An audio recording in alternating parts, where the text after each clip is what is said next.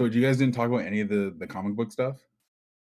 No, I mean, we talked about Gunn and Safran and Cavill coming back, but we jumped over Black Adam and we haven't done any of the Marvel shit. So if you want to, Okay, so give you know, some quick thoughts on the gun situation. yeah, It's we're interesting. all right, bro. What did you say? All right. Say that. Quick thoughts, I suppose. So I just totally unexpected. Did What not the see that fuck? I'm coming. sorry. You- I'm so sorry. Chloe Bailey is at the Wakanda Forever premiere. Breaking news. Breaking news. At the festival. Chloe Bailey at the premiere. Oh fuck. Okay, I'm sorry. What were you saying about Gunn and Safran? Go ahead. Sorry, that caught me way the fuck off guard. You're good. So I was gonna say that it's a trip. Hold on. What the fuck did this motherfucker say to me? COVID test. Sorry, I'm reading email. So saying that it caught me off guard that it was going down. Mm. Hold on.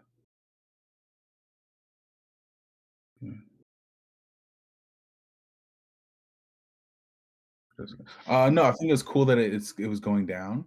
Um, yeah, really fascinated by the direction that they're going to go in. You know, James Gunn's a little bit more off the wall, oddball kind of filmmaker. So the fact that you got someone who's more attracted to the underdog characters running the entirety of the universe, both film, television, and even animation, it makes me wonder how he's going to approach that creatively because I know that with having the responsibility of the entire DC universe, you have to placate to the more mainstream stuff as well. And how does he play with those things with his sort of oddball humor and tonalities? So I wonder if the producers could like the person's gonna keep it more streamlined and like I think they're gonna balance each other out because James is more wacky and it seems like this other guy is more traditional in building franchises. So I thought it was fascinating the fact that they got two people to do Kevin Feige's job, and I'm sure and part of that was potentially just speculation here, seeing how as a head Kevin Feige is one man, and Marvel Cinematic Universe over the past 10 plus years has only expanded. And with him being the head, obviously, he has people underneath him. And I can only imagine DC Studios is going to do the same. But having the Yeah. delineation of having more than one person at the top may make things easier to run as a studio. Hopefully, they work well together and have a good working rapport. I'm not sure as of this moment what their working relationship is with one another, but They're pretty I pretty am close from the looks. So Safran was when I saw his name, I immediately remembered him because I knew he was a producer on Suicide Squad. But oh, they have sick. a On the Suicide Squad? There's a difference. sorry, the Suicide I Squad. just Yeah, need to remember it. Suicide Squad too. But no, Okay, cool. they've I know Safran has known him for a while because he was a producer on PG Porn, James Gunn's PG Porn Oh, from okay. 2008. So Okay, so they have worked they together. Good. they've Good, known good, each good. other for a hot ass minute. Okay, good. So they have a working relationship. That's awesome. Yeah, That and he was a gives producer me on more hope. Peacemaker, or he was an EP on Peacemaker. So they have a strong history so far. Yeah, I'm both curious and nervous and excited to see what the oddball original mind, wacky mind of James Gunn will do with the entirety of the DC universe on his shoulders and in his hands. Yeah. And yeah, with him, which is crazy because I learned today that him being the CEO and chairman of DC Films and only reports directly to Zaslav, he think about this, he has more control over the DC film properties than Kevin Feige does over Marvel Studios. Because Kevin Feige has to report to multiple people before he gets to Bob Iger. Not Iger anymore, is it? I Is mean, it still Bob Chapek, my bad. yeah, Bob Chapek. God, even I keep forgetting that Chapek's in charge now too. Right? I just saw the man on stage. I forgot. Yeah, so but Yeah, no, I knew Safran and Gunn already had a decent working relationship, but yeah, it is interesting, I guess, that that hierarchy is a little different. I it was some also I forgot to mention when I was talking with Luke earlier. I am curious that we haven't gotten much of an indication that Feige has groomed any sort of potential succession. Like, I know he has his frequent producers like Nate Moore and a couple other people that you'll always see on the Marvel credits. That's pretty consistent, and like, only a couple of them vary project to project. Um, Mhm. it is something I think about. Me and the other Lukes were having a conversation about just like production behind the scenes shit in the pre-start to the show as we were catching up. Um, Having co-CEOs that already have a pretty strong working producing direction relationship. Like I'm James Gunn seems like somebody that does pretty deep digs. Um so I'm expecting us to get like Mr. Mix a Spit Lick and like weird shit going forward in DC. Um but at the same time I think yeah, it's interesting, I guess, in comparison to Marvel, and I mean, even Feige said, he's, excited to see where things go because essentially they're about to be business rivals once Guardians 3, like after that happens, and that's out. But yeah, it's gonna be interesting because you got Feige and then his team under him because he's one of the strongest, if not the most successful producer in the history of Hollywood, in my opinion. But this means that Safran and Gunn are going to be basically picking teams unless they get superseded by Zaslav. So it's a weird situation to be in because I I think Gunn and Safran will be fine. I am more concerned about the oversight from Zaslav than I am Feige's oversight from Chapek. Because Gunn, I think, will take them where they need to go, but Zaslav needs to let him. Well, the thing about Zaslav is, granted, he hasn't only been there for a short amount of time, and we don't know his total. We know him as the guy who's cutting a lot of projects, right? Because he He wants to, if we believe the rumors, he wants to get Warner Brothers in a place to be able to sell. So he wants it in good shape. So as his right. MO is cutting a lot of the fat. He he's So he's trying to in make one of all of the their properties meetings, strong. yeah, in one of the Except for meetings, he wants maybe all the properties strong, and he says he's willing to take as much time as they need to because they're valuing quality over quantity. And James Gunn, as a filmmaker, has proven in recent years, well, with the exception, debatably, of Guardians 2. But that's up for debate because I know a lot of people are but mixed on it was still financially successful. It's like the critical aspect is a different thing. that. Yeah, But well, I think that's what he wants. I think he wants to make good, strong films, good, strong projects. right. And I think by ensuring that they're projects of quality, that will only in turn gain them more money because of positive reception. Mhm. So I think that's where his head's at. So given that he wanted James Gunn, the guy who does have all this comic book knowledge stored up inside his head, working with a partner he's familiar with and that he trusts, I think, though it's a little oddball of a choice, that we're going to be in good hands.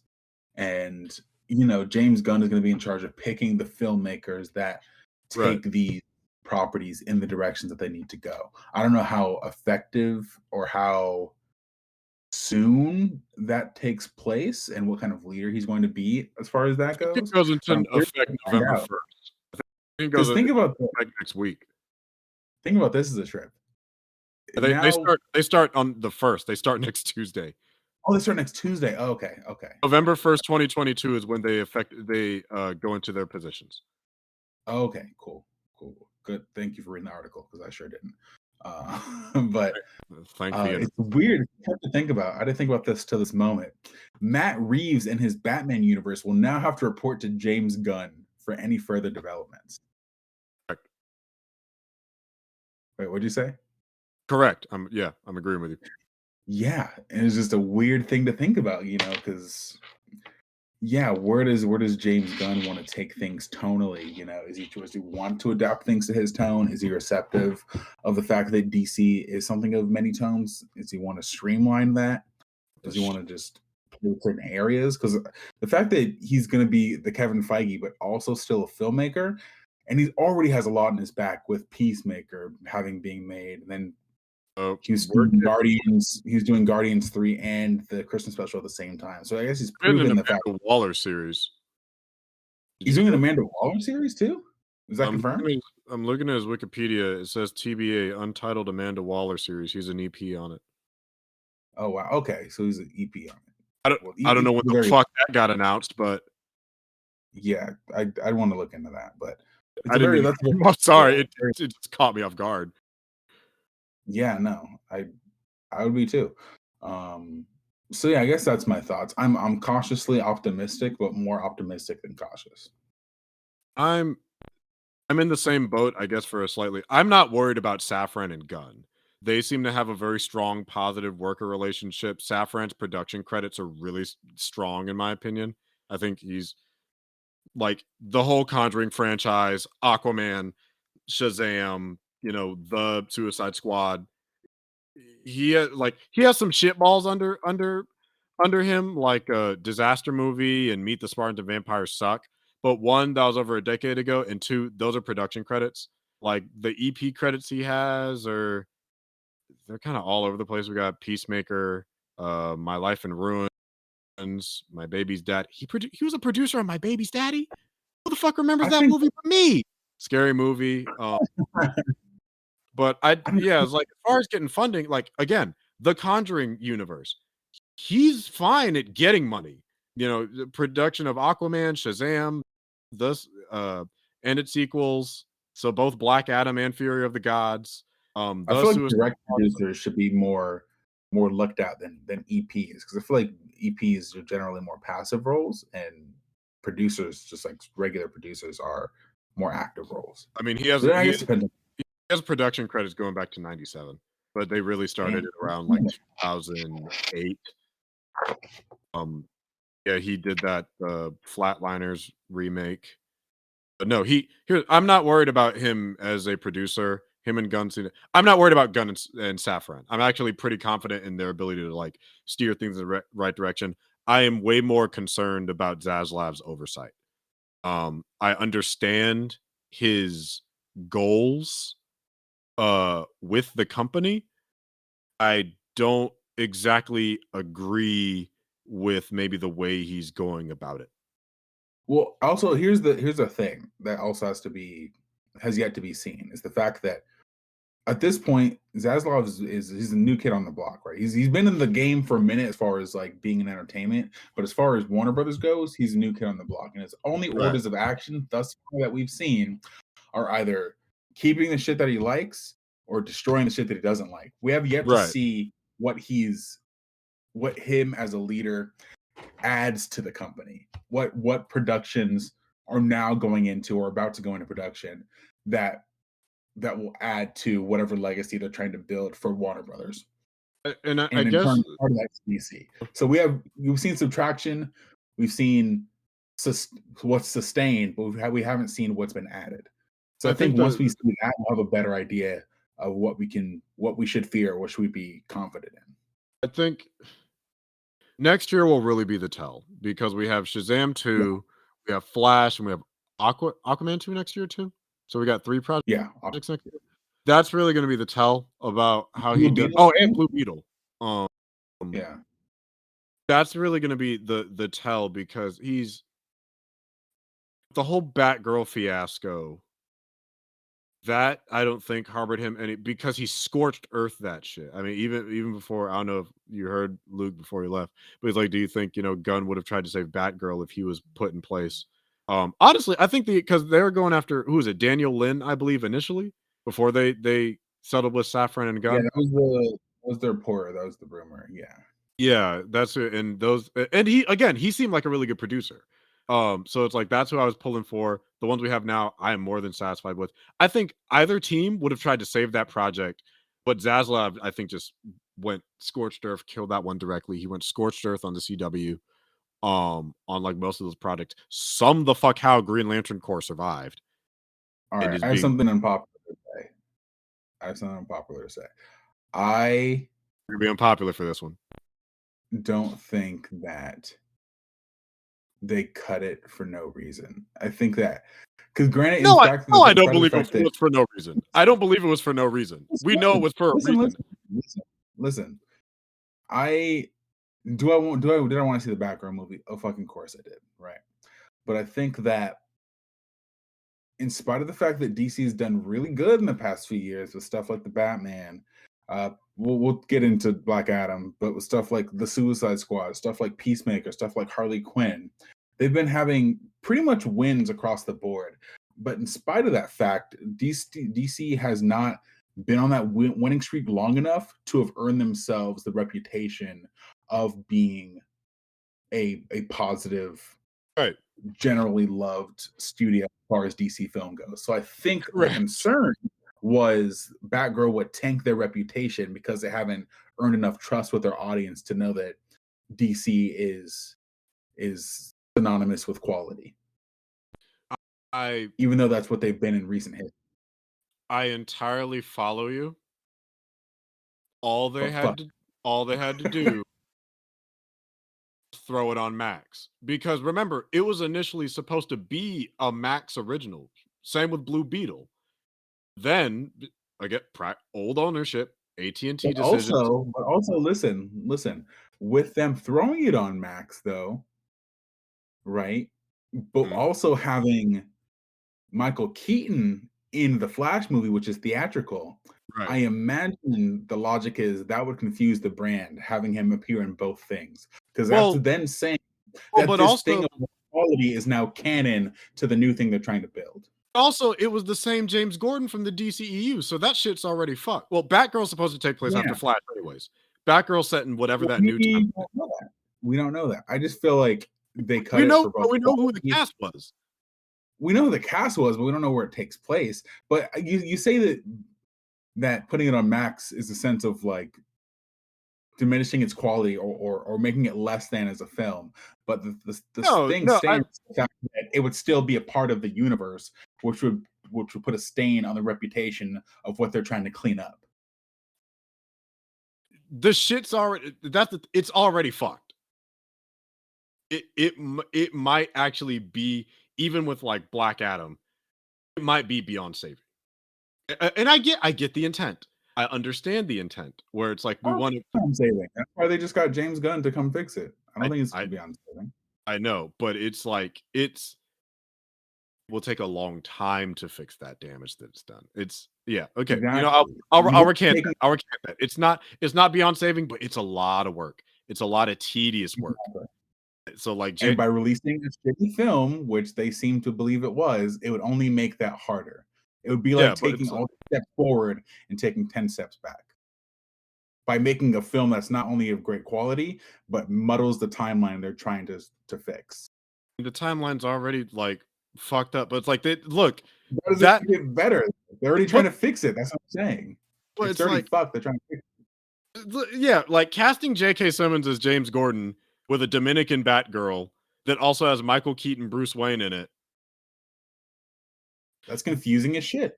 This is shit that the old regime should have dealt with. Like, that was a stupid idea. They're dealing with it now, bro. They're dealing with it now. They were just throwing shit at they're about to make a Wonder Twins movie. They're gonna make a Wonder Twins and burn their fucking reputation to the ground. Because we're gonna do everything. I mean, whatever happened to that Black Canary project? Where's that at? Gone. I know. We know it's dead. We know it's dead. That shit, it's gone. I hate the fact that like scrubbed it with no chance of redemption. Like that, I think they thought it would be more costly to try to fix it than to just scrap it. But don't get me wrong. Nobody has a copy.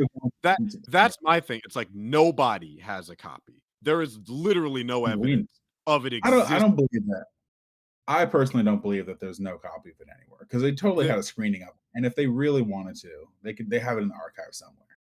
They don't just I scrap everything. Like there's definitely still footage out there of Superman Lives. Of wait, no, they never started filming George Miller's Justice League, huh?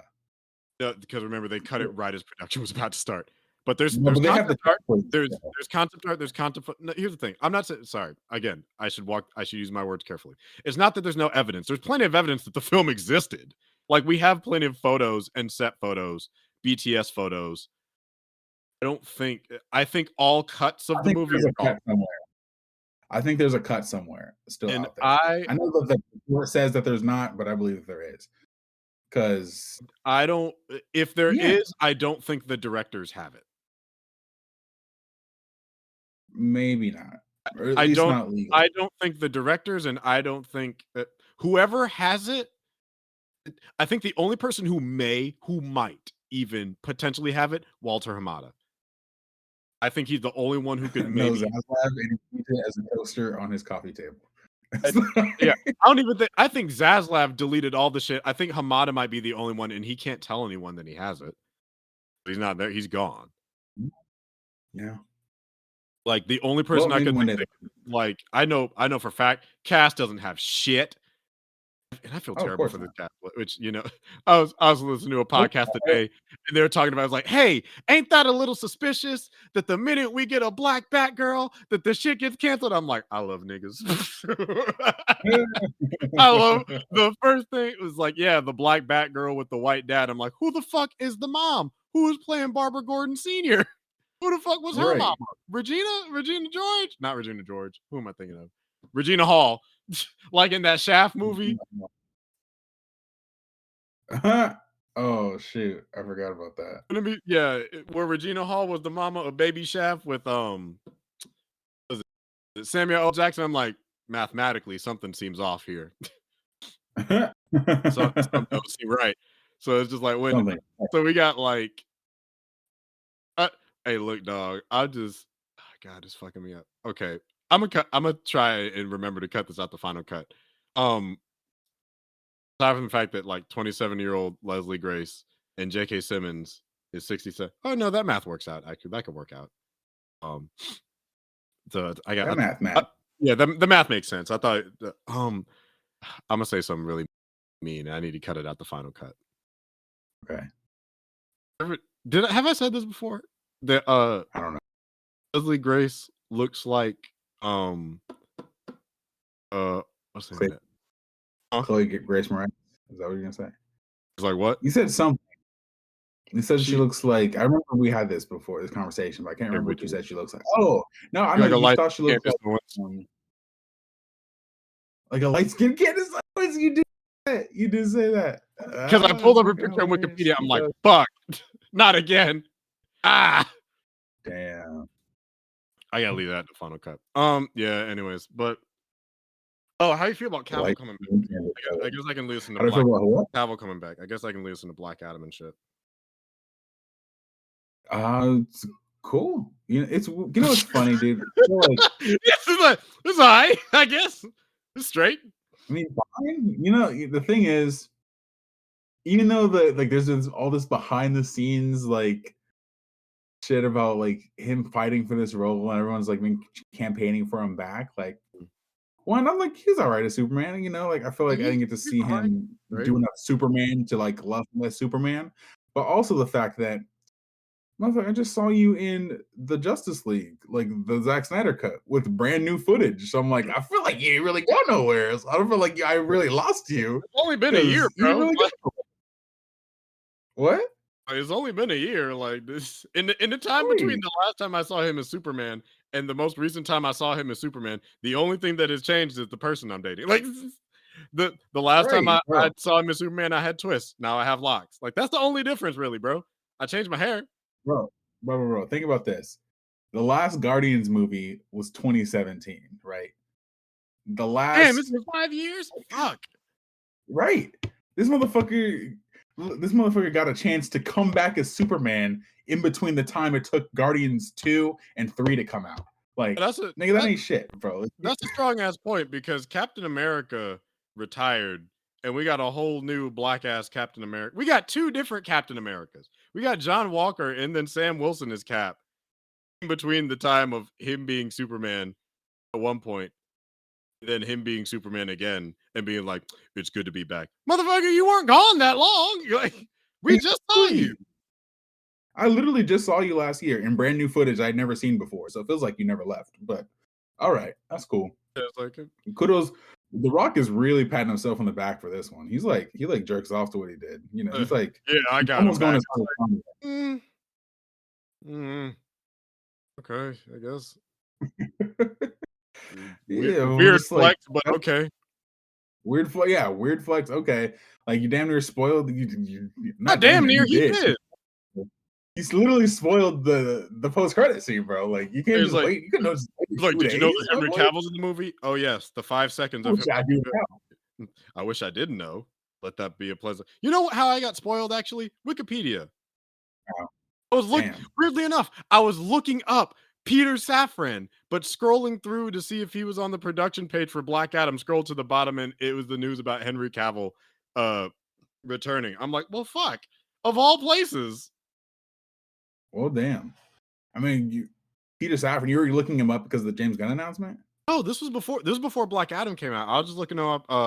I think I saw some news article where he was referenced as a producer or something. So I was like trying to find his name. I'm like, oh, maybe if I go to Black Adam. You're like, oh, I just looked him up, and now he's running DC. That's cool. Yeah, it was like 3 days later. I'm like, I was just looking this motherfucker up.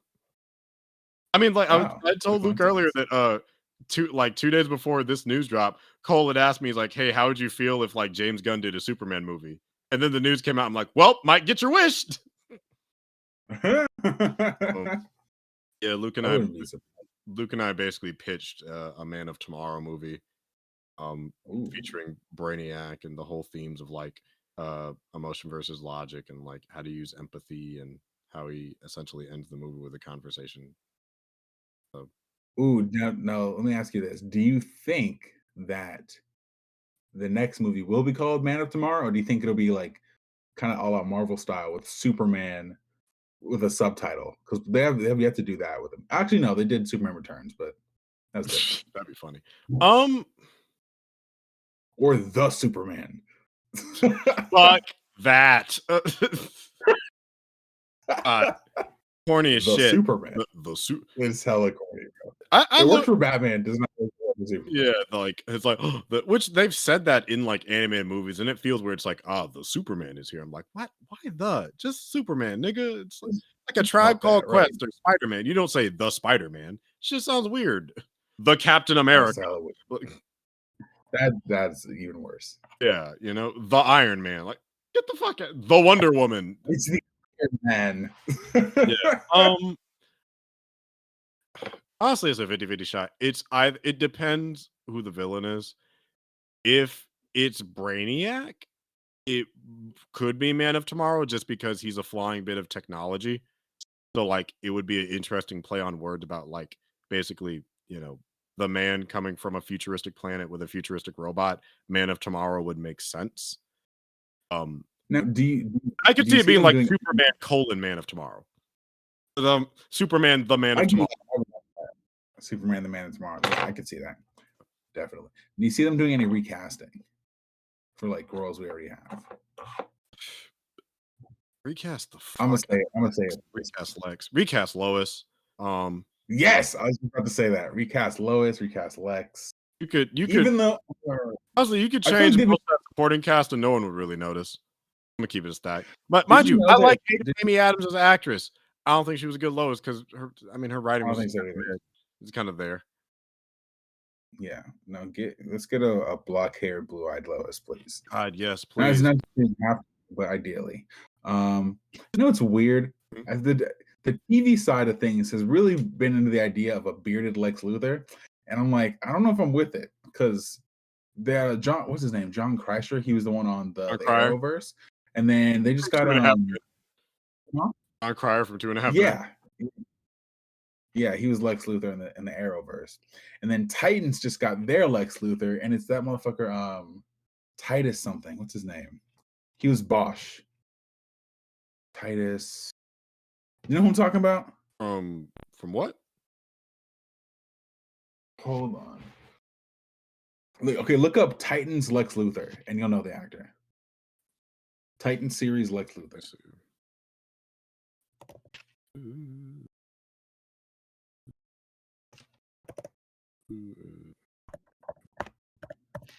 Oh, that he does look familiar. Hold up, I'm looking up his actor.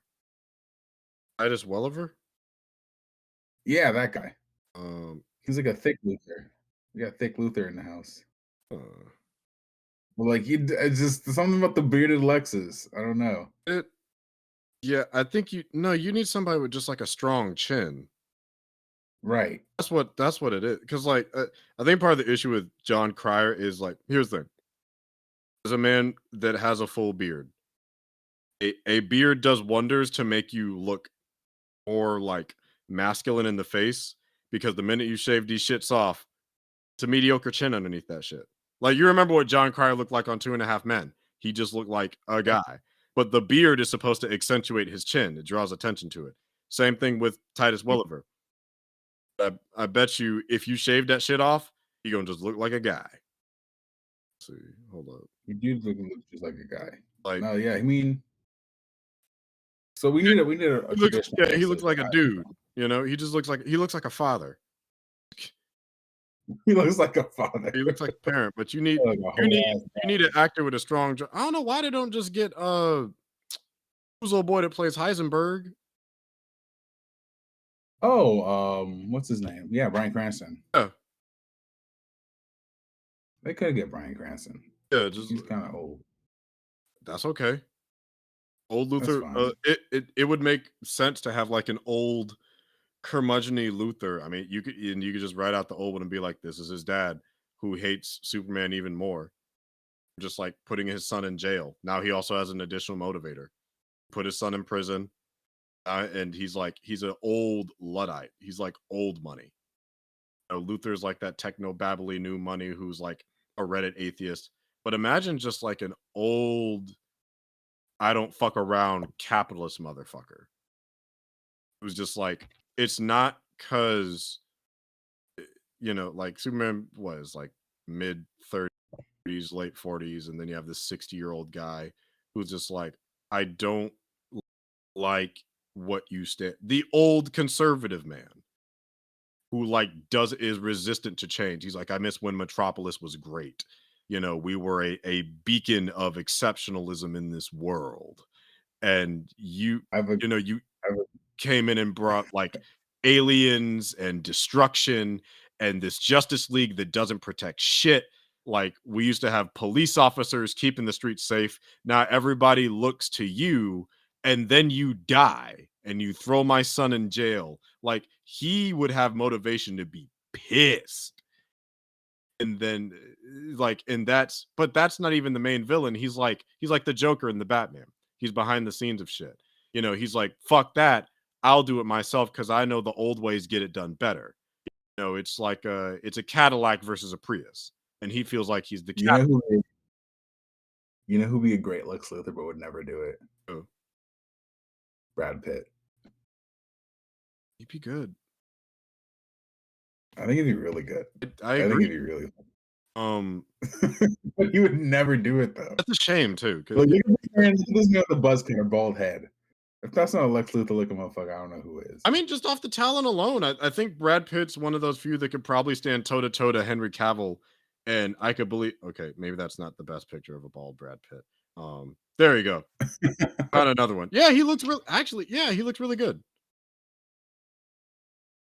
God damn, these photoshops are not helping. But They're really not. No. yeah, there's one decent picture. Yeah, Yeah, no, I think he's one of the few where I'm like, I could believe it. You know, it's like you need.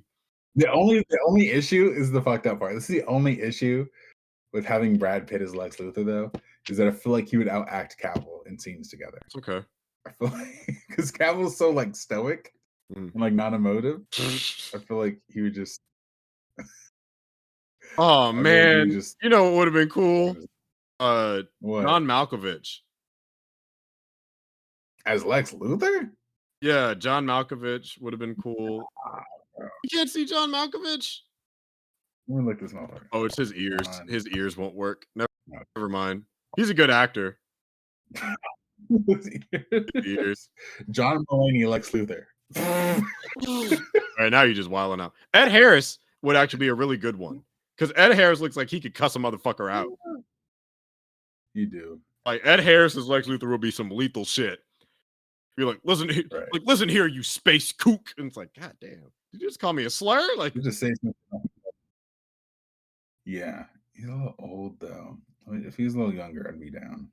oh, I can't. I don't know. I want a Lex Luthor. I want an old Luthor, like because like he's a capitalist and he's a dickhead. You know, and don't get me wrong, there's plenty of young people that are capitalists, but it's like, but the idea of like an old senator type, you know, that's what I kind of Aren't they usually closer together in age? so. I'm not saying that would be the same. No, you're right. They are. They usually are. I think it would be an interesting parallel of having these dichotomies because, like, think about it, like this old man that grew up with all of this privilege and power versus like this younger guy who grew up in a farm in the middle of butt fuck nowhere. Like the antithesis of them, I think would be it gets help even being driven home by the age gap. See what you're saying. Like I think that See what you like I think it like without adding in like a racial element, like it's like you have in a way Superman as the optimistic working man that realizes that systems are fucked up, but I have to still be like stand in the face of adversity versus the guy that runs all that shit. Like Superman is the man that's making the union for the company that Lex Luthor runs, and Lex Luthor is the one trying to stop that motherfucker from making a union. He's Jeff Bezos. Well, Superman really social justice, or just like active like altruistic moral justice, as far as like just like helping people out? I think so. Because the thing is, he's like Uh-huh. Lex Luthor is powerful and wants to prove that he's powerful, and while Superman is powerful. Oh no, Lex Luthor is a powerful man who wants to prove he's a god, and Superman is a powerful god who wants to be a man. Yeah. I don't think Superman would shy away from social justice. I think his altruism, although supersedes it in terms of like his priorities. Like if the city's on fire and because an alien's attacking and there's a protest going on, he's going to the fire first. And then but Clark Kent would not have issue covering the protest because it's important to the citizens of Metropolis. Like he's the one that would Yeah. be like interviewing people at a union because he's like, That's "Hey, right. why are you on strike? Hey, what's going on?" Down there with because like Lois would be the firecracker who's like, "We need to get to the bottom of the story. There's corruption afoot. We got to figure out what the fuck's going on." And he's like, "Yeah, what is going on? Let's talk to." Like he makes people feel cool. Like Superman makes it. I will say I'll say that's the one good thing that the extended version of BVS did, was showing him as Clark Kent being that reporter Right. and doing his thing. Did you ever watch the extended edition? Nope. Well, I think you should, because it's a better movie. It's not a great movie, but it is a better movie. I believe you. I just don't wanna. Let me give Zack Snyder his flowers for me liking Land of the Dead, or what was the name of the zombie movie that came out, the Las Vegas one? Army of the Dead. Like I like Army of the Dead. I like the Snyder cut, even though it's long as shit. I don't want to ruin that good faith, just because it's a better movie. Like you've said it, Cole said it. I will take your word. I believe you. I don't want to ruin the good faith he has with me right now. I just want to hope that Rebel Moon is good and keep it going from there. I don't want to step backwards. I wholeheartedly believe the both of you. I do not think you would lie to me on this. But I'm just like, you know what? He has good fortune with me right now. I don't want to fuck that up by making myself sad. I will say that I think Ed Harris would have been a good Vulture in an alternate universe. It would have been great. I think he has. I'm not just saying that because he's bald and has I think the John old white. Malkovich was supposed to be Vulture for Spider-Man 4 initially, the one with Anne Hathaway as the Vulturess. Yeah, I think it was supposed to I be. thought she was gonna be Black Cat. Huh? I thought she was gonna be Black Cat. They like combined them. Oh, I remember that. I don't think they had a final script, so it was like she's gonna be playing a okay. Felicia Hardy type, and then it became Vulturess. Then that movie got canned, and it was supposed to start shooting the same year that she shot fucking Dark Knight Dark Rises, Rises. which is interesting Oh, God. because she got that role that Zoe Kravitz auditioned for, but was told to be too urban for. I'm like, now you know motherfuckers are racist when they call Zoe Kravitz too urban. For real. Like, dog, you're just racist, bro. You just say you're racist. It's Yeah, fine. like Bro, what did you think about how Cavill coming back? um when it happened, I mean, I was pleasantly surprised. Like I told you, I'm like, I don't believe the rumors until I see it to be true. Um, but yeah, it was a pleasant surprise. I don't have ill will towards Cavill. I'm kind of neutral on him. Like I was telling Luke, is just kind of he's Clark, his Superman has yet to stay with me. I have a bias toward. I think the thing is he looks like Superman, but he's not the charm of Superman. Yeah, like, which is like the opposite situation that I had with Hecklin. He doesn't look like Superman to me, but through his acting and good writing, he is now my Superman. I love his Superman. When I see him on screen, I'm like, that's Superman. That's who I think of when I think of live action Superman. That's the one that I is gotta now check in my that head. one. Wow. So it's like don't get me wrong, Cavill has the build. He has the square jaw, he has the barrel chest, but and yeah, he's had pockets of like looking like that guy, but it hasn't stuck. It hasn't been consistent enough to stay with me like Hecklin has. Through these two Isn't seasons of isn't Band and Lois. And again, that's bias. It is a longer form of television. I have 2 seasons versus Cavill's what collective three? 3.5 hours. So that Yeah, well, maybe 3.5 hours because he had a whole. he had he He had kind of had he two. had he had one movie, I guess. Yeah, maybe like 4.5 hours. So it's just like you got all of Man of Steel, you got let's say the Ultimate Edition about that, and then like if we're taking Snyder cut, about 4 hours worth, maybe.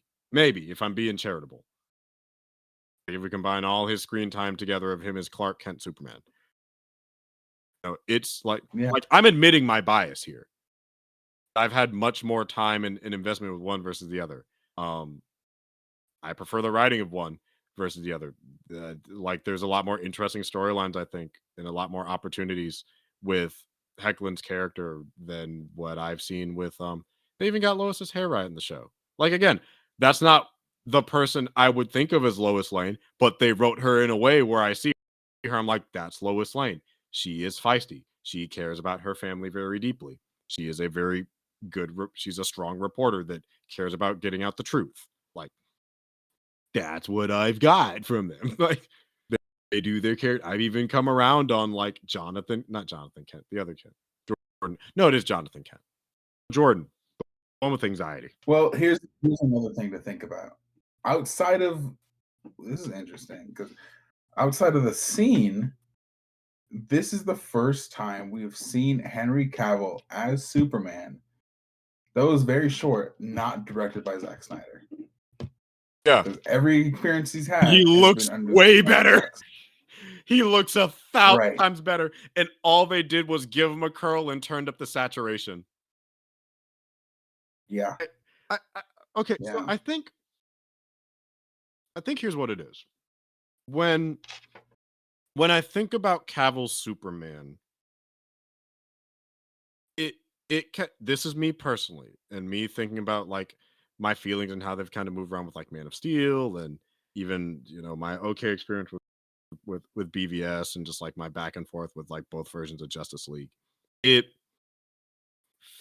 there are moments where he feels like Superman, but a lot of it feels like a guy playing like a guy playing Superman.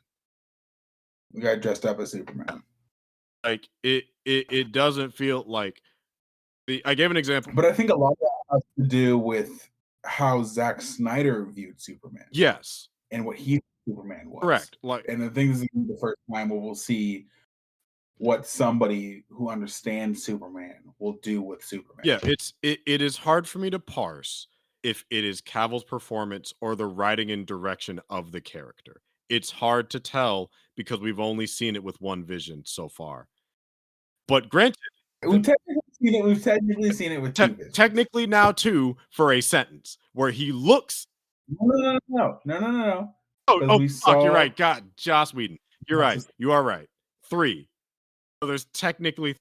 I like Justice League's version personally. I feel like that's Superman. That's what I thought. That's a lot closer. That's a lot closer to Black Adam than Zack Snyder. What did he fucking say? It was just like, I like peace, but I'm a big fan of justice, or some shit like that. Some corny ass line. I'm like, I could believe Superman some corny shit like that. Yeah, and it's like, I'll give you that. Like those are some of the pockets where he kind of feels a little bit more like Superman. But a lot of, I think, Snyder's version. Not saying Superman doesn't have complexities to him, obviously. Like that's what the best written versions have like depth and humanity and understanding bits, adding on to like what makes him powerful. But like when I was explaining to Luke, there's I finished the second season finally of Superman and Lois. There's a scene near the tail end where he loses. I'm giving you the rundown, but he loses powers. He's talking to the town. I just figured out what it is. Why Superman doesn't feel like Superman? Because Zack Snyder was so focused on trying to make him feel like. You may have to cut this out. Okay. Because when he's just a person, he doesn't feel like a person. He feels like Concept. an alien who wants to be a person, which is totally removed from the point. He's a person. Yeah. He kind of feels like he's on the spectrum when he's a little bit. It's so that's why he doesn't come across as like natural or like as a charismatic person or like a relatable person, because they treat him as like an outsider. But the fact is, he is somebody who is a person just with outside abilities. And I feel like, you know, it's a good example of that, the Martha scene. Like we all complain about the Martha scene, yeah, but it's like it's a very easy piece of dialogue to tweak. It's like my mom, save my mom. You know what I wish they would have done that no Superman live action thing is done? And I think that they were, even though it took adjusting, in the MCU, but if they gave like how they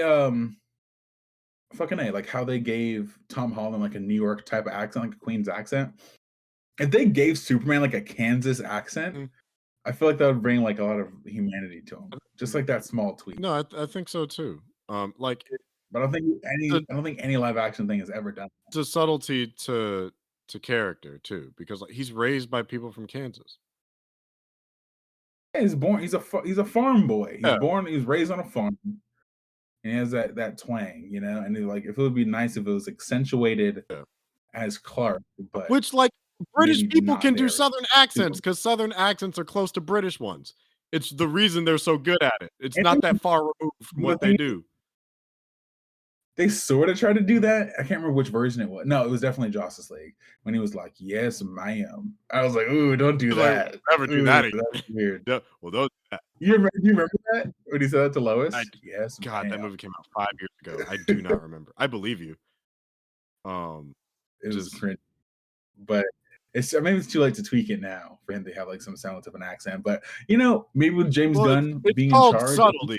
You're an actor. You know what that is. Like you just gotta, you know, just subtlety, baby. Yeah, it's just like because like you put it out. It sounds too forced, but it's like having a bit of a Southern twang to it. Like that's all you gotta. It's the undercurrent.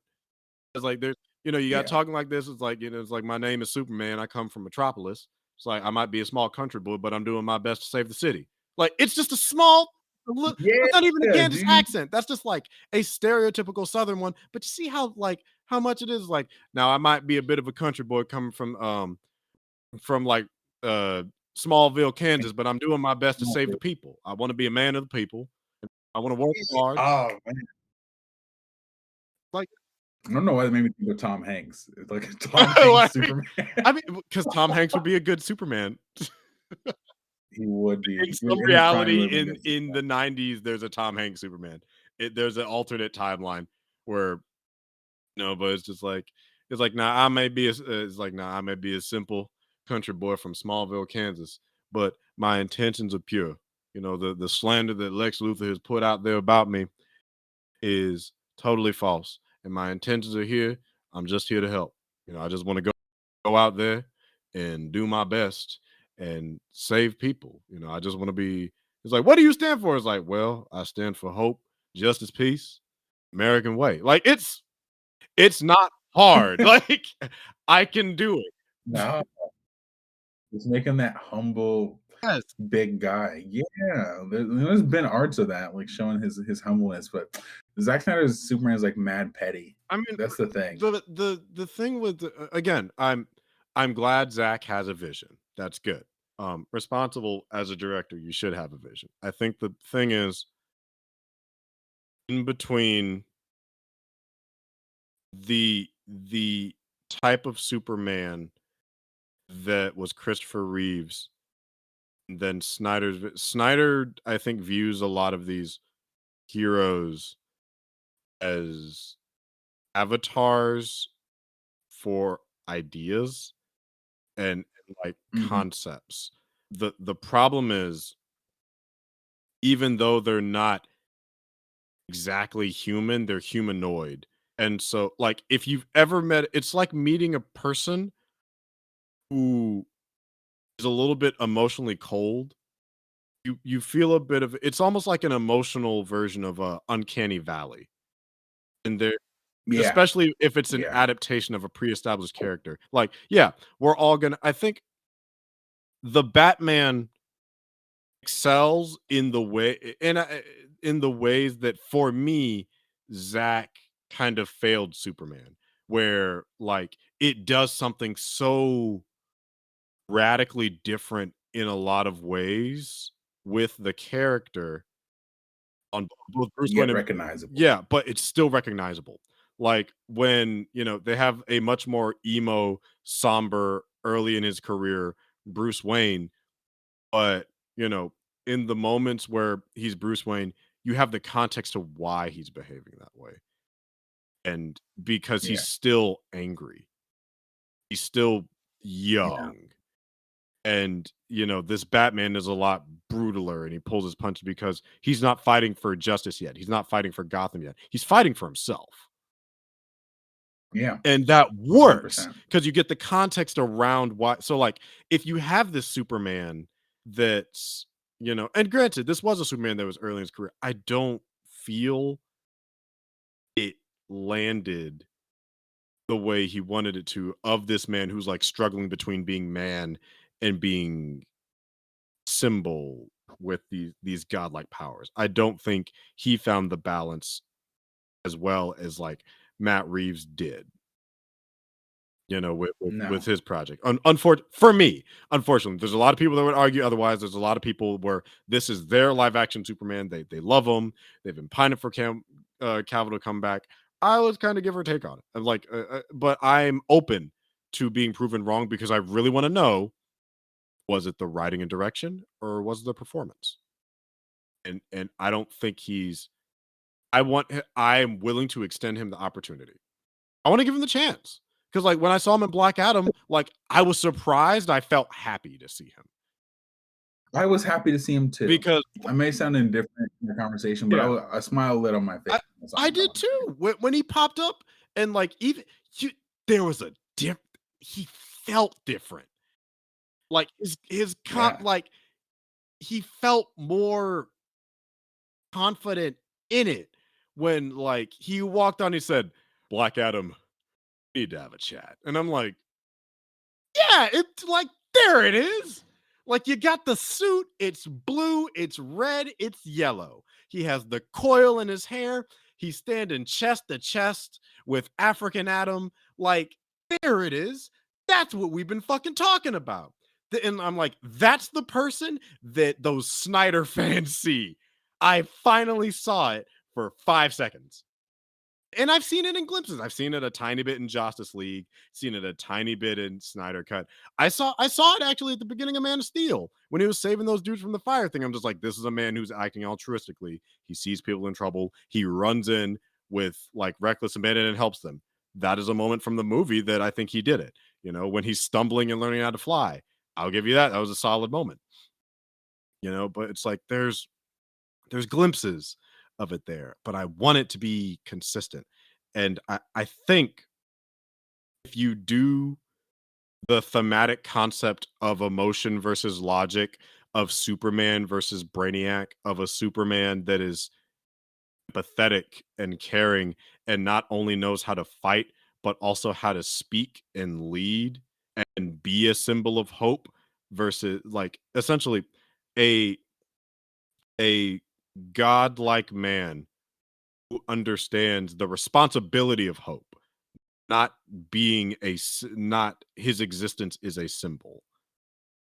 We need to see his humanity. Yeah, You know what I want to exactly. see? I want to And see Clark Kent going to the grocery store with Ma Kent and being annoyed that Ma Kent is taking too long, or like I have to guess to get everything at the yeah, store, or like him fucking up the coffee order, or just him and Lois on a date, or maybe they're going to karaoke. I don't know, like just him being a fucking person. Superman and Lois is a great example because it is able to show that it's able to show a lot of depth, unfortunately, that Cavill hasn't been allotted to just because of the medium that he's unfortunately put into. But it's like you get Or just the perspective in which we've seen Superman through. Just the lens, because we've gone from him trying to figure out who he was, lost, to right. then destroying the city and feeling like, and finally becoming Superman, to then being viewed as a monster and being like this lost. I don't know what my role in this world is. To then dying, to then coming back in the last 10 minutes of the movie. Like I want to We haven't had the chance to we actually. we need a day in the life of Superman aside from Crisis. It's like, he's high-fiving firefighters after he like uses his ice breath to stop a burning building. And they're like, "Thanks, Superman." He's like, "No problem, citizen, just doing my job." Like, but then he's running in late You to know what work I would and love like to see? shuffling folders and like, "Holy shit. Oh my god, it's like 9:02." It's like, "Clark Kent, where are you? You're supposed to Yeah. have those papers in You my know what? desk 10 minutes ago." It's like, "Sorry, sorry, You, Perry. I didn't mean to be late." Like,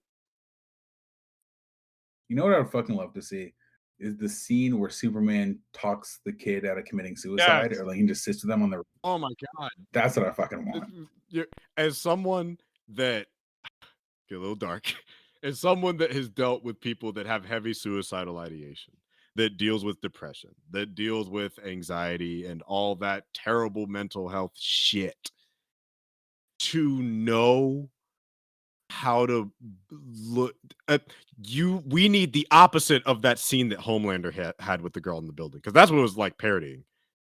That's what that scene was kind of a opposite take on. I was like, what if he just pushed her off? What if he said, "Nah, fuck you, jump, bitch"? Like the opposite of that. Yeah, Take that and do. Hey, you know what? I get it. Like, it's like, talk to me. Like Superman. The what is it that makes this man super? What is it that makes him better than the best? And it's not his it's powers. not his powers. It's that you look up at him and you're like, fuck, this makes me want to, like, either I feel safe or I feel like I can go for, like, I can accomplish this. It's like I feel like I'll be okay. Oh, and I think Cavill has the body type to do that. I think he has the stage presence that's necessary. It's just the talent of just like, imagine Cavill sitting on a roof with like some 16-year-old bullied queer kid. And he's like, "I know what it's like to be an outcast." Like, "What do you know? You're like a flying white guy with superpowers." Like, "Yeah, I know, but not everybody likes me." It's like, Think about all the mean things that people say in the news. It's like I've had people shoot at me when I was a kid. You could reference Man of Steel. It's like I remember being a kid and like everybody used to call me a freak because I would have panic attacks and then run out in the hallway because when I have Yeah. super hearing and I would get overwhelmed and I get scary and it's like imagine somebody on a building has a panic attack and he talks them down because he can relate. He knows what that's like. He's like, yeah, I remember when I was your age. It's like, what do you know? You have all these powers. Like, it wasn't always like that. Like, I used to have to run out in school because my superhero would wig out and I could hear. It's like, you ever heard like a fly run across like your teacher's nose and kids sniffling at like 10,000 degrees? Like, it sucks. It's like, it's scary. I know what it's like to be scared. Like, I get scared every day Yeah. that it's like, what if my powers don't work? What if I wake up one day and like somebody I love is in danger and I can't help them because I have these other responsibilities. Like, hey, get up and do it. It's like it's hard, but you figure out what you do it for. It's like, do you have any friends? It's like, yeah. It's like, when's the last time you talked to your friends? It's like, I talked to him yesterday. It's like, okay. He just sits there and chats with him and just like goes on like that's a day in the life. That's what we get to see. It's like, damn, he like sat them down and just connected with them. Like it's on your level. And I think that's the thing is when you're constantly looking up at people, when you put people on this pedestal, you forget to look across. And Yeah. Superman is the man that looks back at you. He's not the void that stares into your soul. He's the hand that shakes yours and embraces you. Yeah. And I think up to I this don't even point, fucking like Superman in like Su- that, and I get it. Like, it's right. In the first two installments of Superman, it was very much about this person who didn't know how to be a man discovering the super and the duty within being the super. And then the second one was learning to be the super, but still not knowing how to be a good man or how to be the man that you should be. And I think that the point of Superman is the fact that he is a man, he is a good man in spite of the fact that he's a super, that he is super. right. So the super is just an addition to the already good man that he Yeah, he is. he would his character would not change with or without powers. So it's like even even without his powers, he would do what he can because that's what his parents raised him to do. It's like, hey, look, you and I think that's the big thing with Man of Steel that everyone still talks about is that controversial thing with his father about him is just like, should you it's like it's like, well, dad, what was I supposed to do? Let him Maybe he die? And should. he said, maybe. And I'm like, I get what Zach was going for. You didn't earn that. I Right. don't think they were at a point where if that was later in the movie, where like it's after he fought Zod, and then imagine that conversation with him as an adult talking to his dad, and then his dad died later on, like of a heart attack while he was away. And that was like their last conversation on some Peter Parker Uncle Ben shit. Where it's just like, Dad, what was I supposed to do? Like, let him destroy the city and kill all those people? It's like, I don't know, son. I don't know, but maybe. I don't know. Like, but I'm scared every day I Yeah. see you on the television, like out there risking your life. And it's like, fuck. Go ahead then. Go write that better Superman I movie. might. I actually low key I am. Cole has a Superman project that he's working on, and we bounce back and forth on all the time. We got a bunch of stuff in the side work, so we'll see where that goes. But I mean, do we have any thoughts about African Adam? I mean, yeah. We spend a lot of I time. mean, I mean, really, yeah, he was black, he was Adam. Tethadem. right. I don't Um, know, I thought it was fun. yeah, I liked it. I thought it was hella corny, but I liked it. They did a lot of stuff to copied Marvel, in my opinion, Mhm. and I thought they did a good job towing that line of making Black Adam a true anti-hero. And I He feel was dropping like bodies left and even right, in the wasn't he? end, what'd He you was say? dropping bodies left and right, wasn't he? Oh, 100%. I love that opening scene with him was fucking dope, where he just like crushed the dude. He like choked him until he turned into a skeleton. Mhm. I was like, God damn, I was that was sick. I was telling Luke one of my favorite lines in the movie was like, "Don't touch him! Can't you see he's made of lightning?" Oh yeah. Even though they did something that was kind of off-putting, but I guess I just kind of got used to it, was the fact that this motherfucker was speaking nothing but the old language. But as soon as he's like 2 seconds in You present speak day, English. perfect American accent English. Yeah, And I'm like, he oh, was the that's only cool. person in Conduct that had a perfect American accent. And spoke English, right? I mean, all of them spoke English, but he had a perfect American accent. And I feel like there were some points. Oh shit!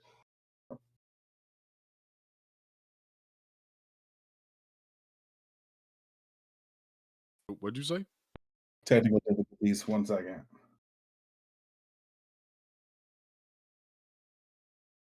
Uno momento.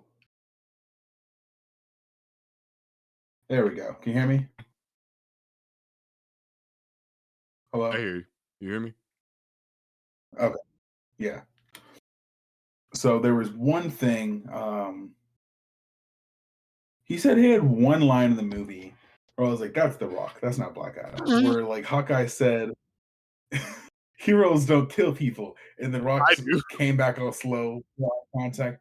But I do. I was like, bro, this ain't the WWE, That shit bro. was Like, funny. You're right. That shit was funny. but I do, bitch. He's I'm like, like, bro, hold all up, right, hold up. dog. Bro, this ain't the WWE. Calm down, bro. Calm down. Can you Chill. smell what Black Adam is? Oh, did you notice that the sign to summon Black Adam is The Rock by Jay-Z? Symbol for Rock Nation. I'm like, Oh, for yeah. real? I didn't catch So that. like, I'm like, Hilarious. wait a goddamn minute. Is it the symbol for, because like it's the hands that you do for Rock Nation. It's the same thing. But I'm like, because it's the rock is in the sky. I'm like, I if that's see. what you did, you raggedy bitches. Like, oh my God. Like, I thought it was like an Illuminati thing. if you look up like He the posted, Rock Nation he hands, posted the triangle there. if you look up the Rock Nation hands, it's the Oh, same thing. damn. That's copyright. Jay-Z's about to sue But he somebody. got it. He all right. He's chilling, right? Um, what was I about to say? Something to the effect. I like the fact that by the end of the movie, I think they made an important distinction is that he is a hero of his people. He's kind of similar to Namor in that way. Is that he's gonna rock for his people, and if they stay consistent, he ain't fucking with nobody else. And the only time he'll help in a crisis of Earth the only time he'll help the other heroes if it's in a crisis of Earth, Mm. and it's gonna be because Earth Condor is a part of Earth. So I'm like, all right, I guess I'll help. But no, he helped the JSA. So Yeah. uh, Am I the yeah, only one that thought tramples that up. that the movie was gonna end when he was taken away by the JSA and sent to that? Bro, I did too. I'm like, oh, this is where Yeah, we're I'm ending like, it. damn, bro, Like, we don't get no this is a third act. wild way to end the movie. And then it kept going, and I'm like, I'm like, well, whatever happened to? Because I'm thinking about all the shit that was unresolved. I'm like, well, damn, what about like Doctor Fate's fortune and like from jump when I from the beginning when I thought about the one dude was acting really shifty, um the one that turned out to be Sabak. I'm just like, wait a minute, the one that was acting weird about the crown. I'm just like, wait, doesn't he look just like the king? Is that the king reincarnated? So from the Yeah, beginning of the movie, I knew he was the villain. They didn't really make it that yeah, hidden. Like you couldn't have cast no, they nobody didn't try. else that didn't look like that dude. Like Right. I like the twist about Yeah, the real Black Adam being his son who got killed. yeah. I, Didn't you kind of say that in the trailers? Now? I didn't. Well, I didn't watch that. I oh, watched maybe one trailer, I think but I did too. I think even I only then, I watched was one. like, oh, I was like, oh Yeah, shit. I'm like, oh, He's that's not the. cool. Um, I will say this movie. I still walked away. I was just like, So why is he not fighting Shazam? Why are they not involved I in each don't, other? Because it's clearly the same bro. universe. It's the Because same Dawn of wizard. The Return, wizard is there. Like, it's the same wizard. and that's my thing. Because like, you So got fucking 6, 7 champions walking around. There's only supposed to be one.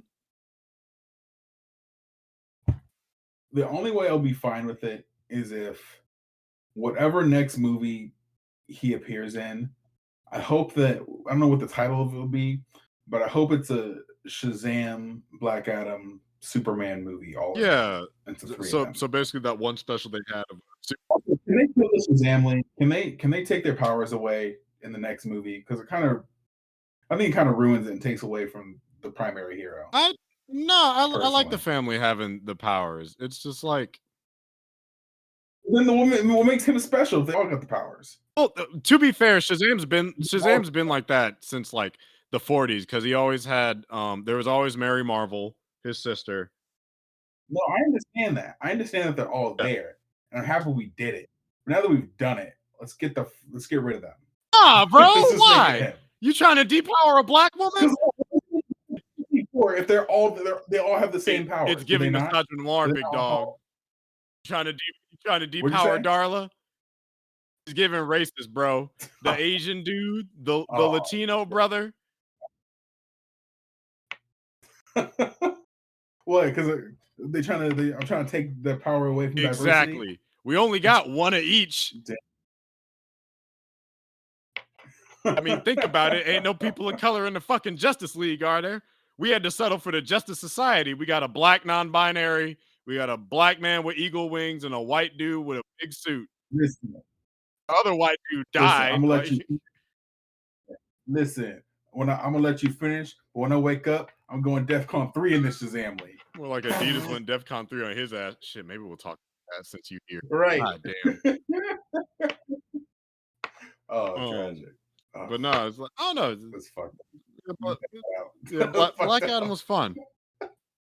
Speaking of the chosen people, I like how we have so much more to say about Superman than Black Adam. I mean, It's hilarious. like I told Luke, it's a fun movie that I will watch with my mama. It's a fun movie. Oh, I got a couple more Go ahead. thoughts though. Speak I your think piece. that what's his name, having watched it, being in the middle of the movie watching it. Let me tell you how I went into this movie fuck. because I gave zero fucks.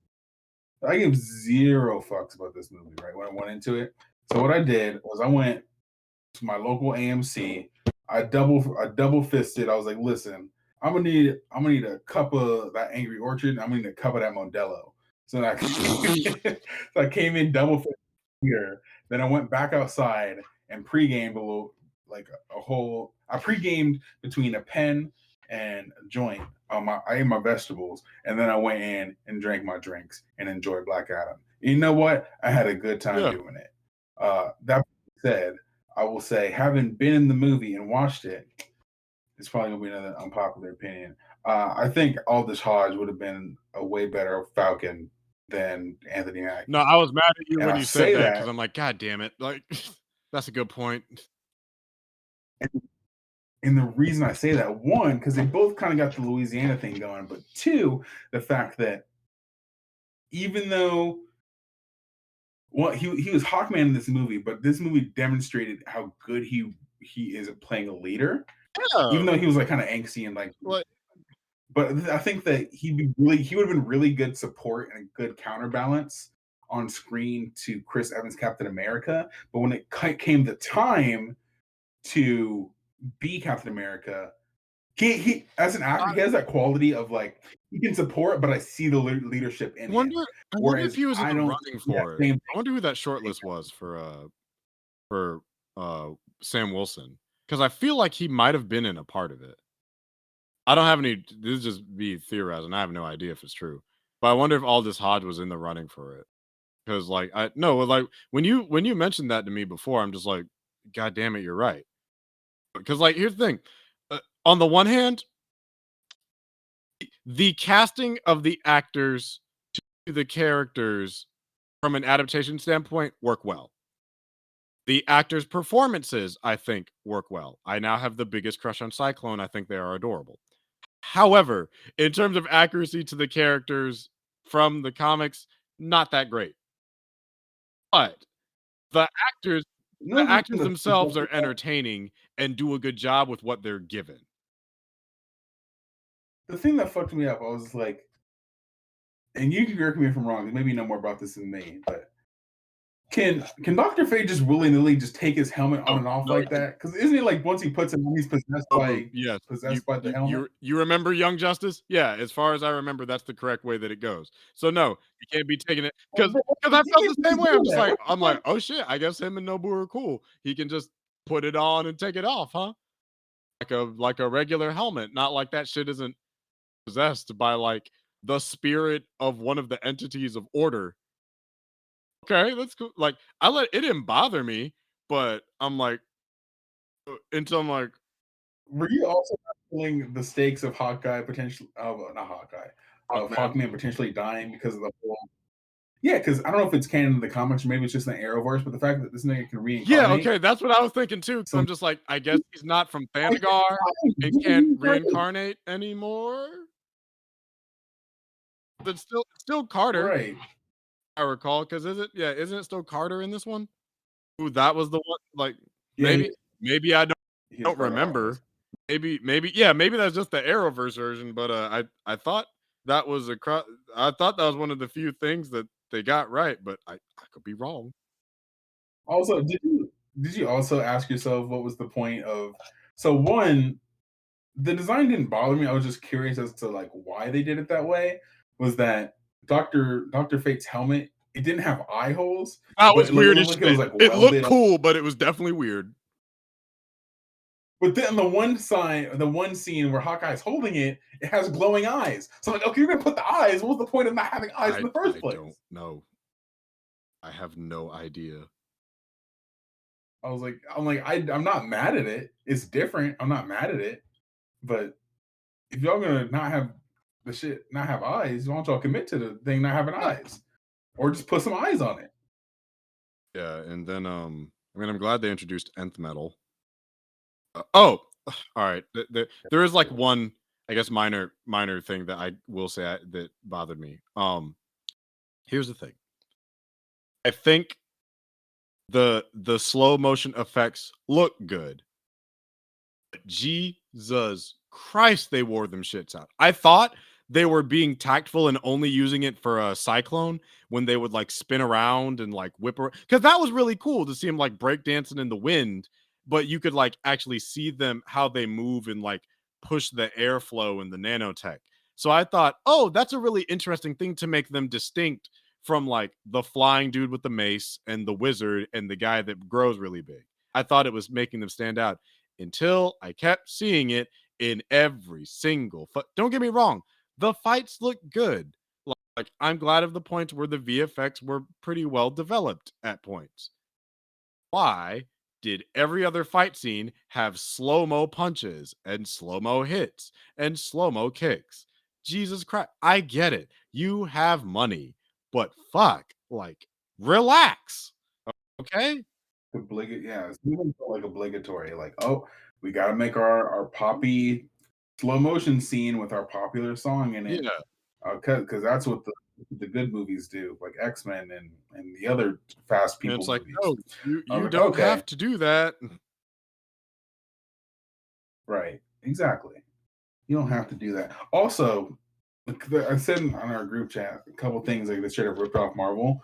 One being the fact that when Superman popped up, if that wasn't fucking Nick Fury and Iron Man 1, I don't know what the fuck was, bro. This man literally came out the shadows saying we need to talk, like Nick Fury did that to Tony Stark. And then two, the fact that you got a popular legacy actor to come be the original version of a hero that changes size. Granted, I know it's a comic book thing, but the fact that I don't know, just I'm like this feels a little familiar. Also, you got a black man from Louisiana playing a man with wings. This feels a little familiar. God, is that Beyonce? Hmm. Sorry, I'm gonna send this to you. Nah, I hear you. You don't find that suspicious? You don't find that I'm gonna find that suspicious? suspicious. Maybe I don't think the other two got enough character development, but I like the dynamic. Also, they straight up the X-Men, bro. They straight up like ripped off the X-Men with the mansion and then Oh yeah, with the next jet the and shit. Quinjet. Like Carter Hall being a Right. millionaire, Oh, genius, billionaire, whatever. we just ain't gonna explain this. We're just not Yeah, gonna go over like this it's at weird all. that I Like never what? again, limited concept of who Carter Hall is as a guy, but never knew he was like rich, really? Um, Right. Also, the also I fact just want that to see Hawk how did Girl now. Be like this badass flying yeah. chick. Like all I want now, honestly, I want a Hawkman movie. Like that'd be cool. I'd be down for that, or like a Hawkman series. And maybe you could do like the reincarnation storyline because I guess that is part of it. I'm scrolling through Wikipedia real quick, but that does appear to be part of like both his old and current canon that he reincarnates from an ancient Egyptian uh person who also, I guess, in the most recent versions had a relationship with Naboo, you know, the entity in Fate's helmet, and also fucking Tethadam and was in the Justice Society. So I see why he showed up now. Apparently, he's known these niggas forever. Damn. Didn't even so, which like I think that if they do that, I guess down the road and have like the whole reincarnation thing, that would explain like maybe a bit of the rivalry if you do like Black Adam and um I guess retcon it so that like Dwayne Johnson's version of Black Adam knew a guy that looked like Carter and then forgot and then remembered again. It's like, oh, Yeah, because it's weird. I find it weird that they didn't tie the fact that granted, what's his Black Adam's oh, country's Kondak, name? Kondak. Cantu or Kondak? There we go. The fact that they didn't tie the fact that they were both from like old, not legacy characters, but Hawkman's an old character with Egyptian roots, and so is Doctor Fate, and to an extent, Kondak is like somewhere within the Egyptian realm and whatnot. But they didn't touch on that at all. Egypt-ish. Egypt-ish, yeah. I'm like, you ain't gonna touch this at all? Okay. Okay. That's a Also, little like the weird. fact that fucking Gang was in that bitch. I'm just like, oh damn, okay. So I guess are we setting this up for longer term? Because as far as we know, they're still in Kondak. Like they didn't kill the leader of Gang. That's a whole different person. It just like No, I'm sure Black Adam can do that yeah, off like screen. probably. But like the person they defeated Sabak and all that shit, like that's an entirely evil Shazam. Like that's an entirely separate villain. Which isn't it interesting that like the evil Shazam wasn't the villain of the Shazam movie? You would think that's who they would pick Yeah. for the first one is like, oh, but like he has to fight the seven deadly sins. And it's weird because it's like it's the same idea, but somehow done a little worse. Because like at least in the OG Shazam, he had to fight like 7 villains with his family, but not like a evil and a wizard, like an evil wizard that could fly. But Black Adam, the Shazam villain turned anti-hero, he just fights lazy evil demon Shazam without the evil, like the 5 evil entities powering him. Like it feels like they should have swapped villains, but didn't. Let's say they should have swapped villain. But like Kermit, that's none of my business. It's I'm not mad at it. It's just interesting. But also, why is Amanda Waller Nick Fury I now? don't know, Brand. We like Viola Davis. We like Viola Davis, but she's damn near a villain herself. Now she bossing around Look, Superman. bro, we telling him where don't to watch go. DC movies to make sense. That's why we cleaning up the timelines. We try to fix this bullshit. With the shit that Ezra Miller's doing, won't shit get fixed? They're about to recast the fucking Flash. Timeline about to get messy as hell. Didn't this woman just get her whole ass shown in Peacemaker about how she's up to some dirty? I thought you were being literal for a second. I'm like, whoa, wait a minute. What episode of Peacemaker was this? It was Viola Davis showing her. Wait a minute now. Hold up. What part of what episode was that? Right, let me rewind I'm this like, shit real "Man, quick. goddamn it.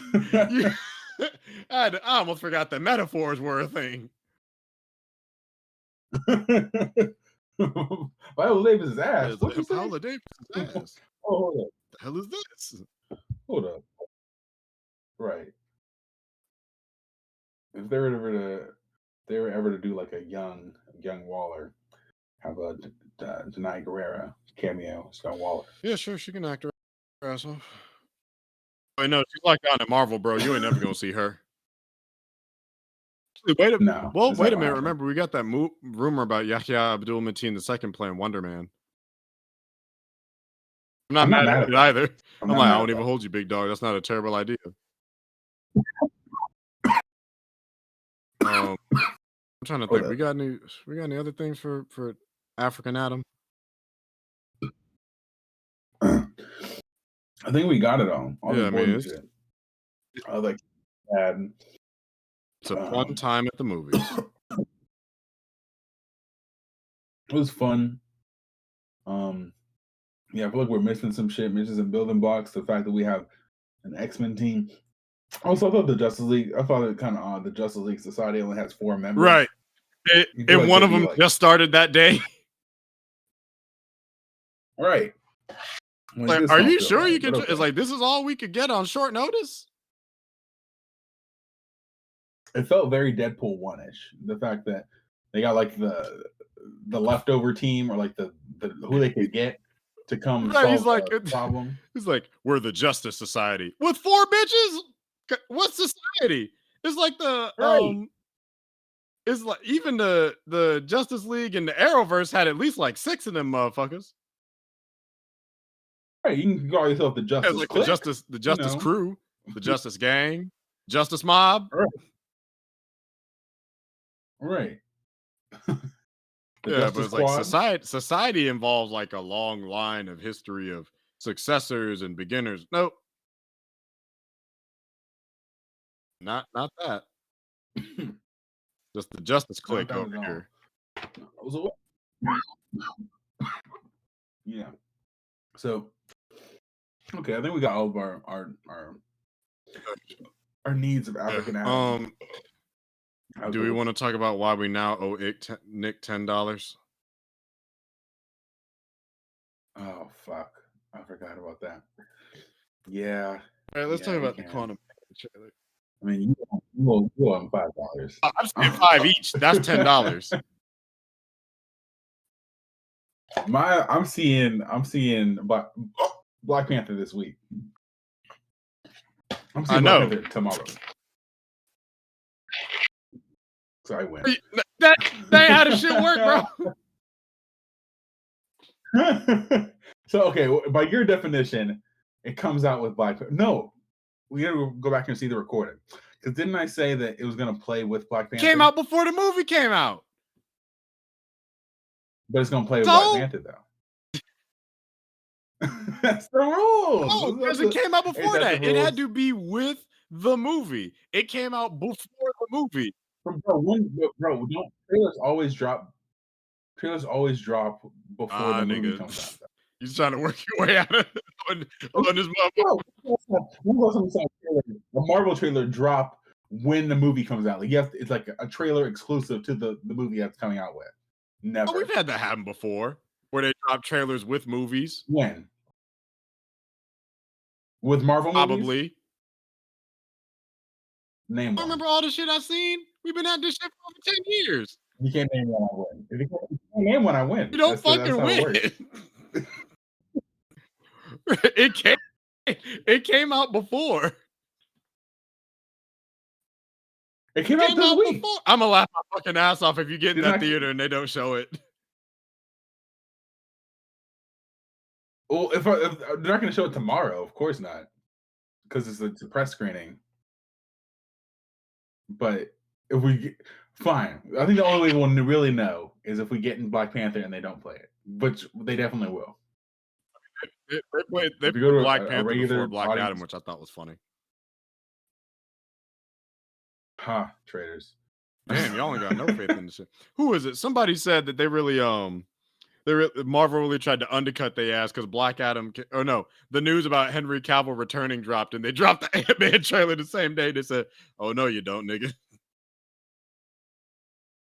I'm like, yeah, that's Right. some cold-blooded shit. It's like, Right. finally, we have our live-action Superman back. It's like, oh, Ant-Man got a new trailer, and this is what you all been wanting. You know, for damn sure, they some petty bitches. And fuck Right. Joe Cloud. Hella petty. Pettier than Betty. But I thought the trailer was good. Yeah. I think that, uh, yeah, it's what I wanted Ant-Man 2 to be. Literally, I What? wanted them to Good? go to the quantum realm and see all the weird shit happening there. Good? What? You want it to be good? Yeah, you actually want it to be good, And yeah, I don't know if I feel like we were definitely recording podcasts back then. I think I may have aired that back then. Like, it should have been like Land of the Lost, but with Ant-Man going to try to find Janet. And granted, it's not that exact story, but they're in the quantum realm, seeing the weird shit in the quantum realm and exploring. I'm like, yeah, that's what I want to see.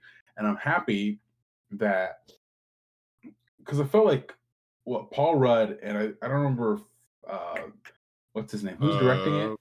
Peyton Reed. Who's Peyton Reed? Peyton Reed. I don't know if Peyton Reed was the co-writer, but I know Paul Rudd co-wrote the second one, which probably added to why it felt so like the humor was punched up and like there was very low stakes, Mm. low consequences. I think the second movie may have had lower stakes than the It first one, absolutely did. if It I was remember like correctly. Ghost was not a threat at all. I wasn't really worried that. Damn, he got a square head. Um, that's right, Peyton Who are you Reed. talking he should be Lex Luthor. Kind of looked like him. I'm not saying no. No, he look like Dean from He Community. does. I'm sorry, I'm trying to figure out who the fuck. Well, Recast. you know, Ant-Man and the Wasp has an 87%. So How? Ooh. pitch critics or audience? Oh, that's a good question. That's the real yeah, Like, that's the real question. I'm willing to bet you tell me, I'm willing to bet the critic score is 67%. was in Back to. Oh, he did the Back to the Future cartoon. What the? Are you looking I'm at the critic about to look score? at it. Wait a minute. Did he directed Bring It On? What the shit? How did I not know this? Wow. Huh. Okay. The more you know. The more you I gotta know. see what the hell the critic But score was, because ain't no fucking way it was. Ain't no way it was 87%. I just refuse. Yeah, so I'm trying to figure out who's writing. Who is writing Quantumania? I feel like it's probably one of the Loki writers for shit. It is. what? No, it is the critics. 87%. Bullshit. Bullshit. Now that feels like an Bullshit. inside job for sure. Right. Right. The audience score is lower than the critic score with How is it 80%. 80? I do not. That blows my fucking mind. That blows my mind. I believe you. People really, I don't, bro. I don't believe I've seen Ant-Man and the Wasp since I saw it in theaters. I think that's one of the I ones I've only know seen I haven't once. seen it, and I didn't even see. It was the first Marvel movie in theaters I skipped in years. Yes. Really? So wait, so you have seen it? You Nope. just I didn't see it saw it in in theaters? a ulterior method. Oh, mm, Oh, the mhm. digital streams. Wow, look at that.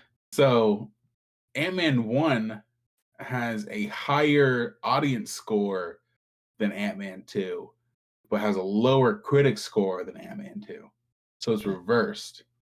But they're about even though. So Ant-Man 1 has an Oh. 83 and there's critics and an Okay, 85 I for am audience. slightly concerned uh, for Quantumania because the writer does not have a lot of credits. Jeff, Yeah, Jeff Jeff Loveless. Loveness. Yes. Loveness. He's right on Rick and Morty, and he's a huge comic book nerd. I know that. I watch Heroes Reforged.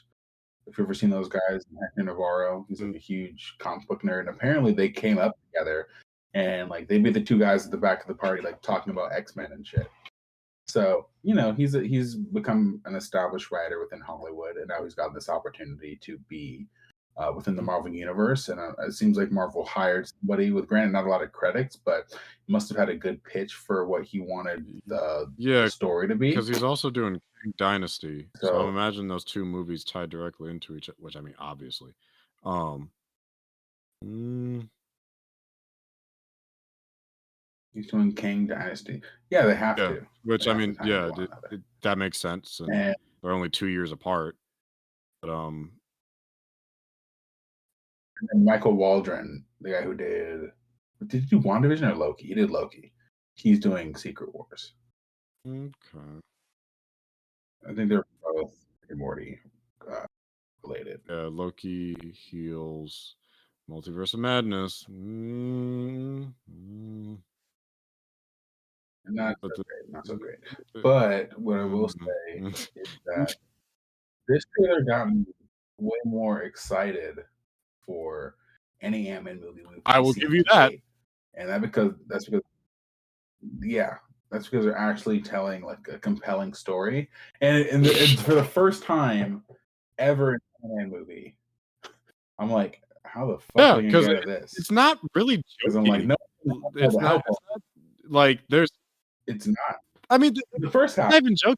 It's and like I saw some stuff that I agree it's that like was joke. lightly humorous only because, like, everyone's like, "Thank you, Spider-Man," and he's shaking hands with his old Baskin Robbins boss, but other than that, I don't know, the tone is pretty yeah. They showed most of the stuff that's gonna be like the meat of the movie, but the beginning of the movie is gonna be Yeah, humorous. which Like I I'm saw, fine with that. I want to know because I saw some stuff at D23. Yeah, I saw some stuff at D23. Like he's kind of got like Scott's kind of like got an ego to him now. Like he wrote a book and he's like he's on his like a book tour or whatever, but he's not getting the recognition he's supposed to be or he feels he should be getting. And weirdly enough, the crew's not in this movie at all. Like Luis and them are not in the movie. So I don't know who the fuck's gonna be on the outside to help Mm, him get out of the quantum realm. It's gonna be yeah. tricky. It's gonna be a tricky one. Also, Kang looks He great. looks Jonathan awesome. Majors looks great. And yeah, I wonder if they drop this because they're just like, well, shit. Ooh, ooh! I just realized, come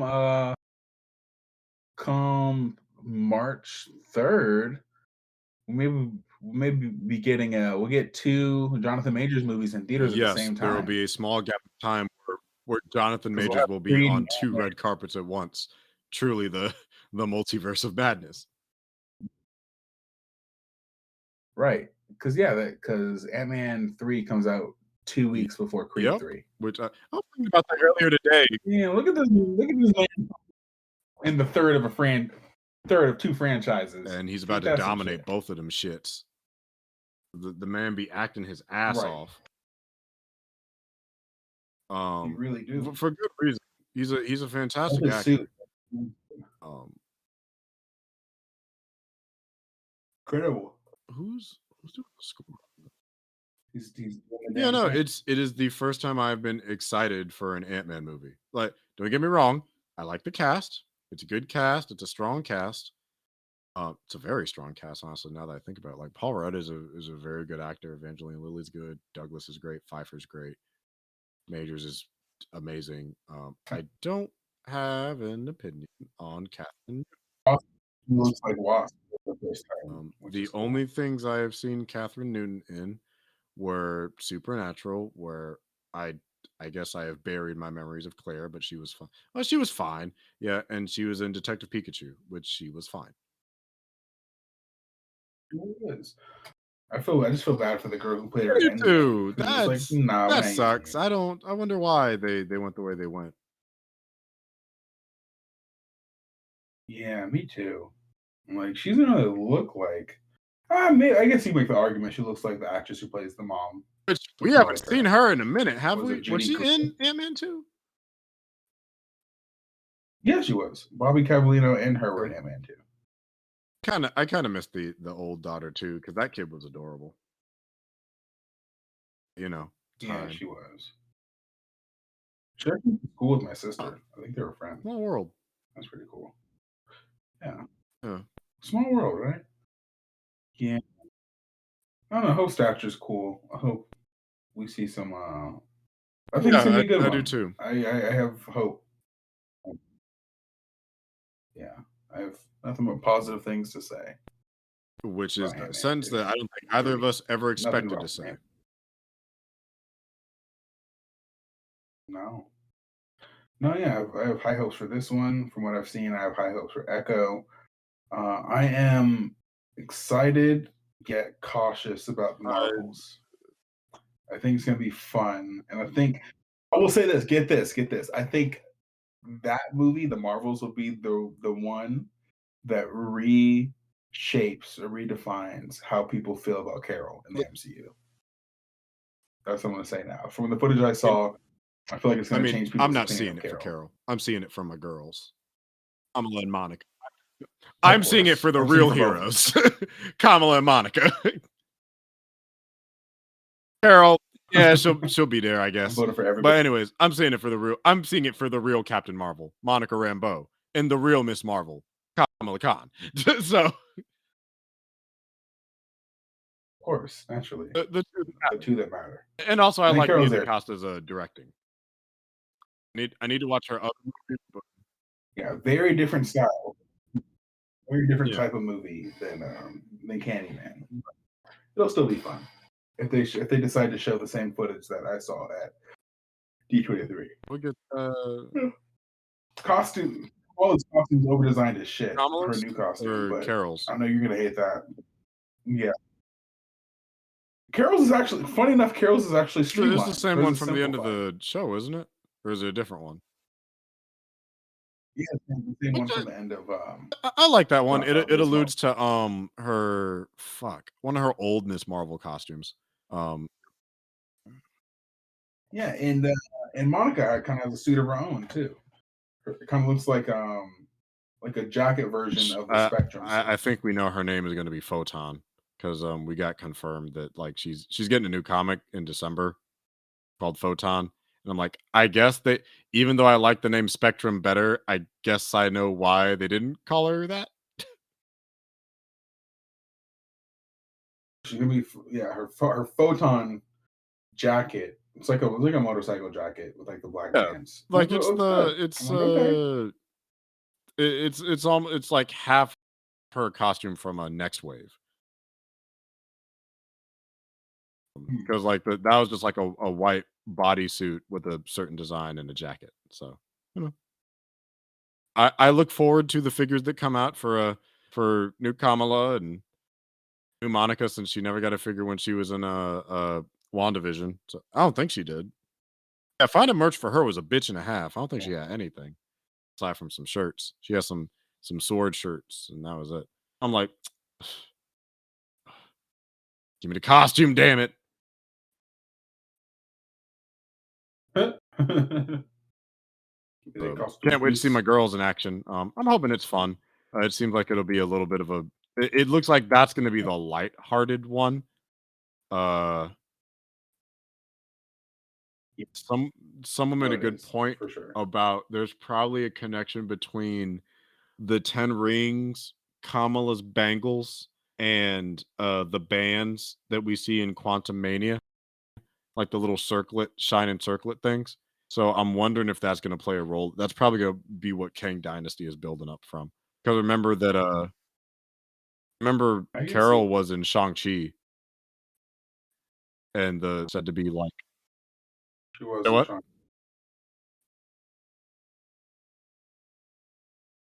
She was in Shang-Chi. Yeah, I feel like the thing is that it feels so disconnected. And then I know we got fucking shit ton of people complaining about that. I'm fucking tired of it just because there's so many properties. How do you expect all of them to tie into one bigger thing? Like, come on, be realistic. It'll But Shang-Chi definitely yeah, yeah, it'll it's come just in time. like Like it's been two yeah, I mean like I'll say that things it'll are come a in little time. murky right now, but I'm still on board. You know, I wish they'd give it a little bit more time, but more the best we can. It's Same. like I don't. I do. I wish it would give time. Less projects being pumped out. Did we talk about She-Hulk last week or 2 weeks ago? We did, Did we right? talk about She-Hulk? I I think we did. think so. I'm pretty sure we did 2 weeks ago. Yeah, we did. We did. Yeah, because yeah, we talked about it the Right. day after it ended. Yeah, we Because I did. think we We started did. with Marvel Um, last time. but oh, did we have any thoughts about Sacha Baron Cohen as Mephisto? He's a good actor, so I like it. it'll be I fine. really like it. I'm not worried. I don't care to see Mephisto, but him being cast, I mean, he's It depends on the context of how they use him. I think like look wise, he has that elongated face, but also the fact that Sacha Baron Cohen outside of Borat is actually a really good actor. yeah, no, He's just mostly known for his silly stuff, but he's yeah, like he can act well. I'm not worried about Sacha Baron Cohen's acting ability from the times I've seen him outside of like Borat. Um, I think he's supposed to be showing up in Ironheart because the villain of that show is the Hood. I saw that looks fine. Ironheart looks fine. It didn't blow me away from what I saw. I think it'll be good. I'm just very curious as to where it takes place in the timeline, just because based off of toys we've Thinking it's seen after Wakanda Forever for because it Black looks like Panther. a different version of the. It seems like we get the prototype and then the version one in Wakanda Forever. So I'm imagining that the Mark III is probably the one she gets in her solo show, and that's the one that's like less bulkier. The one with set photos, yeah, it's because whichever one she has in Wakanda Forever, her secondary suit, it Yeah, looks like yeah. sleep. So I'm Like imagining that's what she nice. has at the end of What the we've movie. seen. Yeah, but it's so the one she's designing in Mhm. Ironheart looks kind of bulky and like Ironmonger esque. So I'm like, what happened in between this movie and that show? Uh, What's the I don't timeline know, on but that? I'm also guessing Um, that shit's probably made out of vibranium. I- I wouldn't be surprised. I would not be surprised. And I'll find out in like Yep, and then 24 you can't hours. tell me shit for 2 weeks. I'm just going, oh fuck, I can't talk about it for Yeah, 2 weeks. yeah, Damn it. buddy. That's the only Embargoes downside. and shit. Can I give my like my non-spoiler opinion Yes, when I you get out can of the give me movie? your non-spoiler opinion, and yours will be the only review I take in for the next 2 fucking weeks. Oh boy, Okay, uh, cool. that's gonna be some ass. I gotta find my white that I'm gonna wear too. Oh my goodness. Unless Yeah. my costume comes in, that's gonna be a whole I'm just gonna say out of context shit about the movie that you're not gonna understand until you see it, and people it's all drown, gonna click people for get you. shot. Fuck, no. Ah, yeah. I'm gonna say the lines, and you're just gonna think they're just things that I say, but they're actually from the movie, and you'll just like you'll get it once you see it. But I won't tell you it's from the movie. I'm just gonna just drop random shit. So You won't know you're being spoiled. you're gonna I'll be be nice with it. strategic with the spoilers. Like there's black people in this. No, don't say that. There's sea Mexicans. No,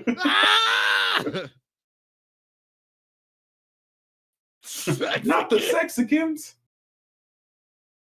Um. Okay, so I guess while we're here and have just enough attention and just enough energy to do it. Fuck. Okay. Um. Huh? Talking about Kanye. Or, I was gonna say we Oh talking about god Kanye. damn fuck. I was gonna say Woman King. All right, hold up. I'm a piss and I'll come back and we'll talk about Kanye. Give me like 5 seconds.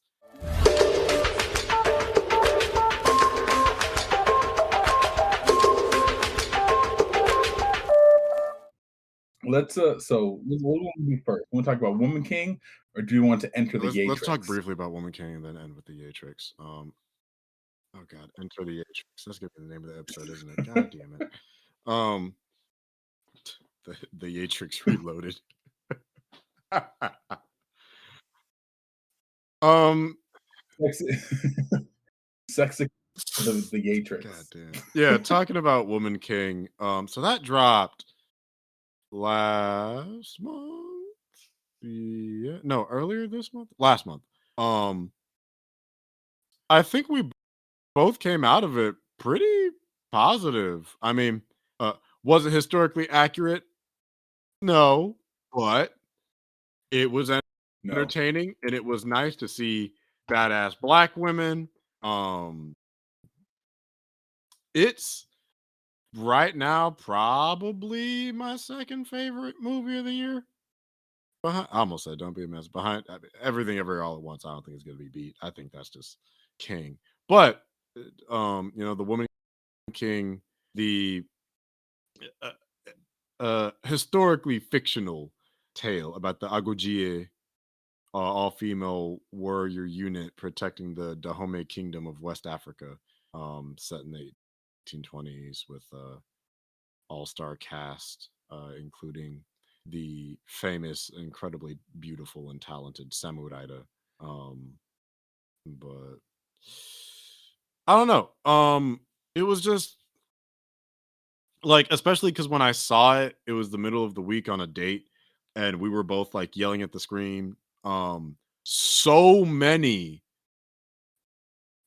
black bisexuals are thirsting over Lashana Lynch is a what was it Azogi Azogi, I think was her name, Izoji, mhm. I think was her name. She was awesome. She's great. Uh, She's great in the movie. like this is the first time I've really like loved her in a role. Because when I saw her in Captain Marvel, I just got so distracted by her eyebrows and the fact that they wouldn't let Carol be gay. Um, that I didn't right. She acted her ass off. And then I haven't watched any of I didn't watch the new Bond movie, so I didn't see her in that. So I've only really seen her in one other thing, but she killed it in this shit. She was fantastic. I guess Multiverse of Madness, technically, she was in that too. But yeah, she was great. Uh, Oh Viola yeah. Davis as General Naniska. A somewhat predictable story. I do like with the way they took the narrative, though, that they didn't glorify the trauma that she experienced, and it was done in a tasteful way. Um, Viola again, actor Azoff. Thuso Mbedu, uh, I enjoyed as Nawi. Uh, Her best friend sucked though. How the fuck did she make it into the tribe? This bitch could not save herself worth a damn. Even when they was getting taken away on the truck, and she had to tell her to roll off the back of the truck. It's like, are your ropes tied to anything? And she's like, no, bitch, roll away. Get the fuck out of here. Like, um, Ooh. Sheila Atim, who was also in Multiverse of Madness, what was good is like the confidant of General Naniska. I think there was an unspoken implication that her and the general might have had a thing, but it's like instead they're just gal pals, just best friends. Like that was one of the things I thought was interesting. It said when you become a warrior, you take no husband. I'm like, they ain't saying nothing about no girlfriends though. Because hey, look, you got to make it Right. do what it do. Yeah. Um, General Who was who's the Sheila best friend? Team, the one, she was the one wizard that died in Multiverse of Madness that got turned into ash and dust. Touch the book. Remember that? Yeah, she was the Oh general's homegirl. yeah, yeah, yeah. That's right. Um, That's John right. Boyega, That's right. That's right. I thought she was Good. good. John Oh, she's Boyega good. as King Gizzo was like, I like that. I think he struck a fine balance between being young, but being tactical. So it's like he clearly knows Yeah. that he doesn't have every answer, but he can't let other people know that he doesn't have the answer. So he has to still be a leader despite his inexperience. Yeah. Yeah. No, he walked that line very well. And I was like, he was Shiver as dripping hell. too. I was like, yeah. Yeah, I get it. He has like All them, I'm like, yeah, okay, all them drip open queen, robes and drip everything. king,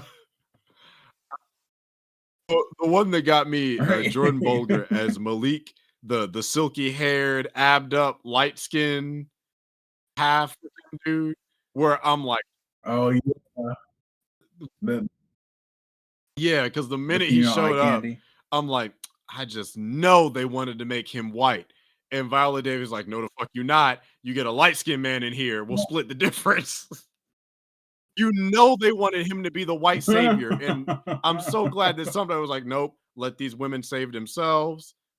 Now I will say, for sure that Right. Nawi laid that thing on him. Cause when the Igojie, or was it yeah, the Agojie were like running that revolt and saving the rest of their sisters, when she came out covered in that towel and had to put her clothes back on and he was shirtless, I'm like, niggas was fucking, weren't you? And like Of course. when at Of the end, course. she gave him the head nod and went back with the try. At him like some side niggas like, you knew what this was. He's like, I knew what this was. And when fucking Santo, the Spanish dude, got drowned by them 6 niggas. That shit had me Oh yeah, it's shallow. hysterical. Oh, I was weak. Cause like he was holding him with that fucking flintlock pistol or whatever. Like, get in the boat, like trying to take his Mhm. slaves. And the minute Malik just took the knife and cut him free, and they just drowned him immediately, and he was scared that they were gonna drown him next, and they just walked past him like, come on, bro, you gotta get out of here. He was like, yes, we have to get out of here before something happens to us, the ones trying to escape. But it's like, was the story simple? Yeah. Was it predictable in some ways? Yeah, but it's like I enjoyed the cinematography. I enjoyed seeing badass black woman, which is exactly what I paid to see. I like the acting. I really like I enjoyed the fight choreography for the most part. I really like the opening and the introduction to the kingdom of Dahomey. Um I got Yeah. I know we've lightly touched on this in like other episodes before and like talking about representation, things like that. I lightly got that cultural envy, as a black person seeing this. Again, it is a idealized version of an African kingdom that has a lot more of a complex, controversial, uh, rough, to say the least, history to it. Um, but just like seeing the kingdom of like happy black people just having a society that was like structural. Like again, I know that's probably not what the reality was, but it was nice to see. Like what people running around just like Yeah. selling selling things that they made by hand and like little crops and whatever the fuck. I'm just like, I don't know. It just like I was watching, like, this is the community shit that people are talking about in their dreams of like, we got to support the community and like look out for another. I'm like, this is like that image that I kind of think of like there's a unified front of identity. And like these women are revered for them putting their lives on the line. So it's like, I'm not really a militaristic person, but this is that case where it's like, oh, they're risking their lives to keep us safe, but also to like free other people. Again, hyper sanitized, hyper fictional, but it's nice to kind of like I got a similar feeling when I watched Captain America. I'm like, this is the America that we're supposed to have. You know, it's not the reality of the situation, but it's nice to see from That's the time to one we time, get. even if it's fictional. Like, it's good to have dreams, you know? Things to aspire to. Like, it could all be so simple. If only it could all be so simple. But motherfuckers keep tripping. Yeah, Motherfuckers stay tripping. yeah. I liked it. I liked the movie a lot. I think that the action was really good. Um, Shayna West, she's great in the movie. She's the samurai, and yeah, she was a stunt woman. She Her had a few fights lines in the movie. I fire. thought she was really good. The way I knew it was Um, her was how she fire as spun fuck. that spear because she's the only one I know who spins weapons like Oh, that 100%. specifically. So that's how I knew it was her. I'm like, is Yeah. that old girl? Like, Yes. okay. Then she got, and I'm like, "No, Right, fuck! right. Ah!" Yeah, bro, I knew pretty early in the movie I think the movie before the movie even started teasing the idea that she was the daughter. Yeah, I was like, yeah, she's the daughter. I'm like, even though they haven't even said she yeah, was adopted I yet, I'm had like, the I had the I know inklings she's the there daughter. too. That I'm just like, it's just like, oh, are they when they started showing her getting assaulted and shit. I'm like, is that what is that what we're setting Yeah, up here? Again, tastefully done. Um, I would say it's not. tastefully done. I also okay. Did you also think the movie was gonna end when he announced her as the Woman Yeah, King? where it's gonna be like she's the woman. It's like this is, and then it kept Uh, going. I was like, oh, okay, we're not done yet. And then it had the scene of them. Did you what was stay the for the post post credit credit scene? scene? It was like the it was the her friend, the wizard from Doctor Strange. She was like making like Oh yes, yes, yes, yes, ceremonial yes. I do remember now. like Yeah, I guess like yeah, there's no yeah. I post, but yes, mid I did credit, see I it. suppose. Um, can we? Because Oh, King Gezo had like 8 wives, right? Can we talk about the yeah, one fine ass, bitter ass one where? Because I was like, the pet wife who was salty that the whole Viola shit, Davis and I was like, got I the so throne. we were like occasionally just chatting during the movie because we were the only ones in the theater. So it was nice. We had it all to ourselves. So we were just like cutting up. We were having loud ass reactions. It was dope. It was nice to be able to like do that. But at that part, uh, I was talking about her. I'm just like, you're way too beautiful for this black queen. Why are you acting so aggy? Because I'm like, what her thought was when King Geza was like, Naniska will be the woman king. And it's like, that old bitch. Like, you knew that's the first thing she thought.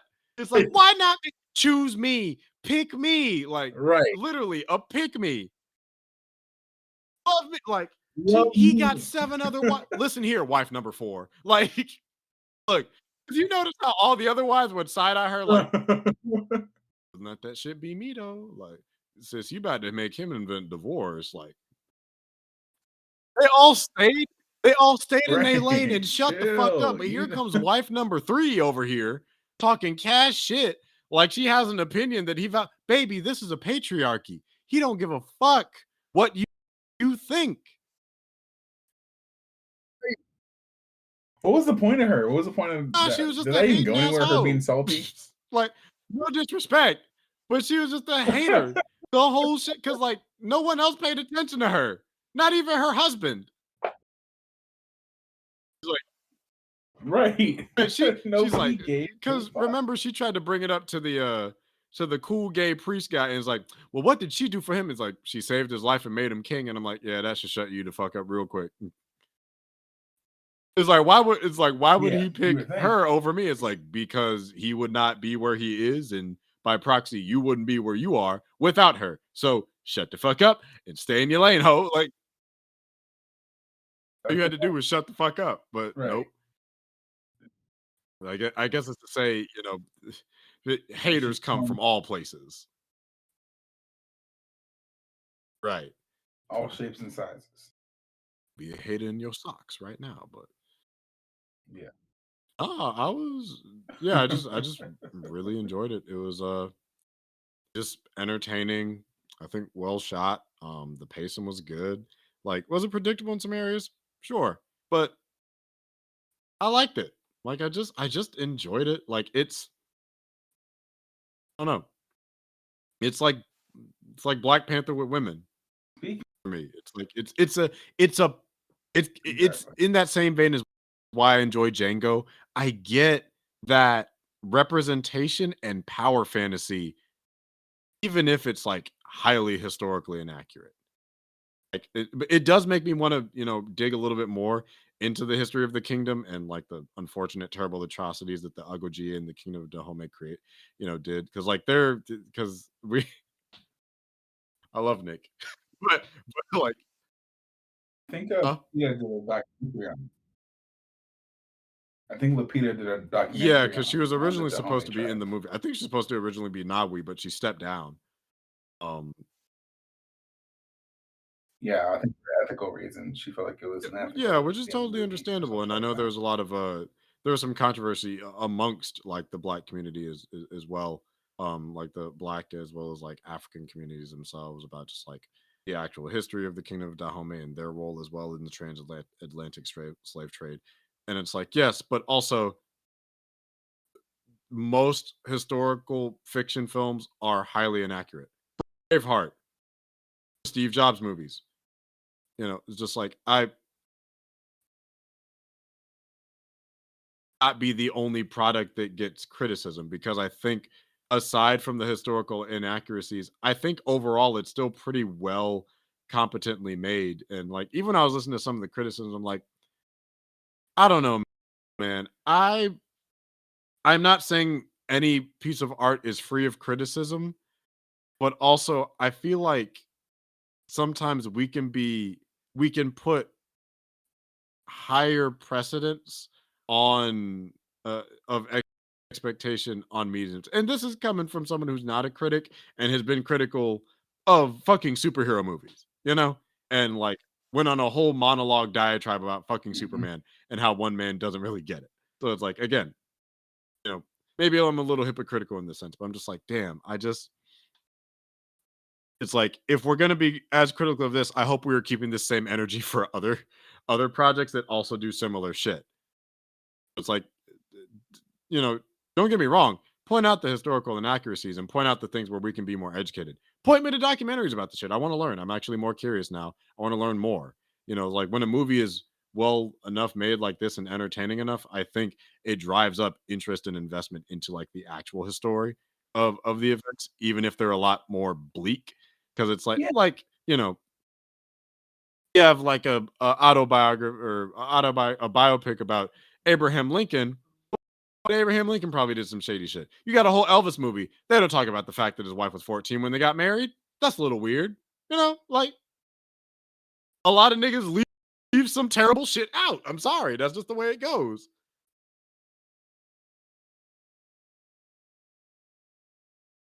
This is facts. Yeah, I'm not watching the movie for historical accuracy. It was purely for entertainment value, and it was like a loose liberties of the events that took place. Yeah, I enjoyed it. I don't know if it's. I don't know. I think it may rank in my top 10. I like the movie. I didn't love it Yeah, as much as you it's did, but I it's enjoyed up it. there for me. I think, yeah, I really a movie we both saw recently, We can touch and on we it. can touch on it lastly. Inter Oh yeah, two yeah, movies we both seen yeah. We can recently, touch on those. and we do like real. We've seen both seen I Intergalactic. I love that movie. I think that that was one of my top five. that's probably making it to my top 10. I it was weird like watching it. Same person I saw Woman King with. Connected with it a lot watching it with somebody because I saw a lot of weird parallels between us and the characters. So I weirdly got a little bit connectivity to it. But that aside, I Oh, just think given how it was marketed and what I got were very different things, but in like a beautifully simple way. Like I think it's a beautifully simple movie. It's a simple love story told visually distinctly with very good performances. Uh, mm, yeah, yeah. No, I love the music that was Yeah, incorporated into it as well. and the incorporation of the soundtrack I think was great as well as that with like the visuals. Um, I haven't seen a series of painted lines that fine before. I I I didn't know Jessica Williams and Laura Harrier could look fine as fuck as just drawings. Like I'm like, you know how fine you got to be a sexy drawing.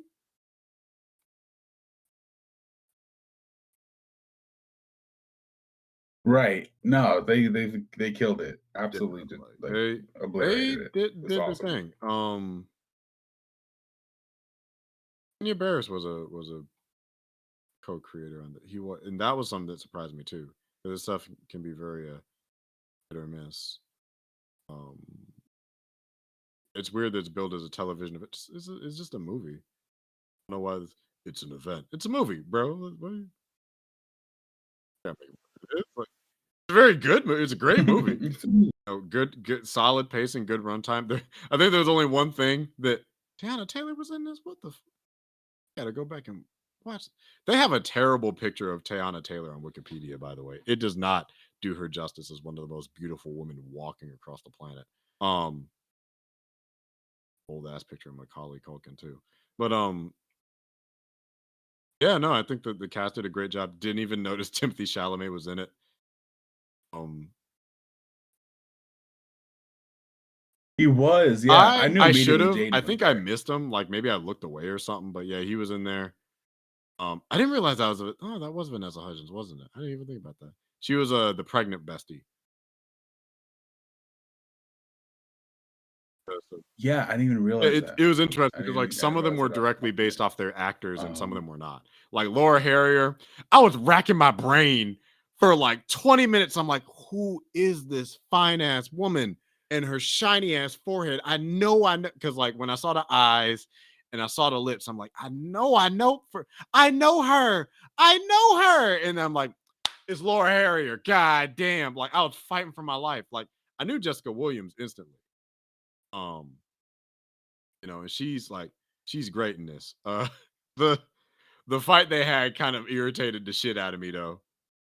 Um, only because like it's a fight that could realistically happen. I just felt bad for because it was a little too real. Because I'm like, this is some shit that could actually happen to a dude in real life and probably has, and it's not his fault. Because like he was a good dude, and then his ex just happened to send that picture. Now he got to put up a boundary, and like you could tell she was hurt when he put that boundary up. Talking about, well, maybe we don't need to like yeah. send pictures like that to each other. I just think that's inappropriate because I was with somebody. And I'm like, he was fighting to get through them words. That means he really fuck with this chick. Right.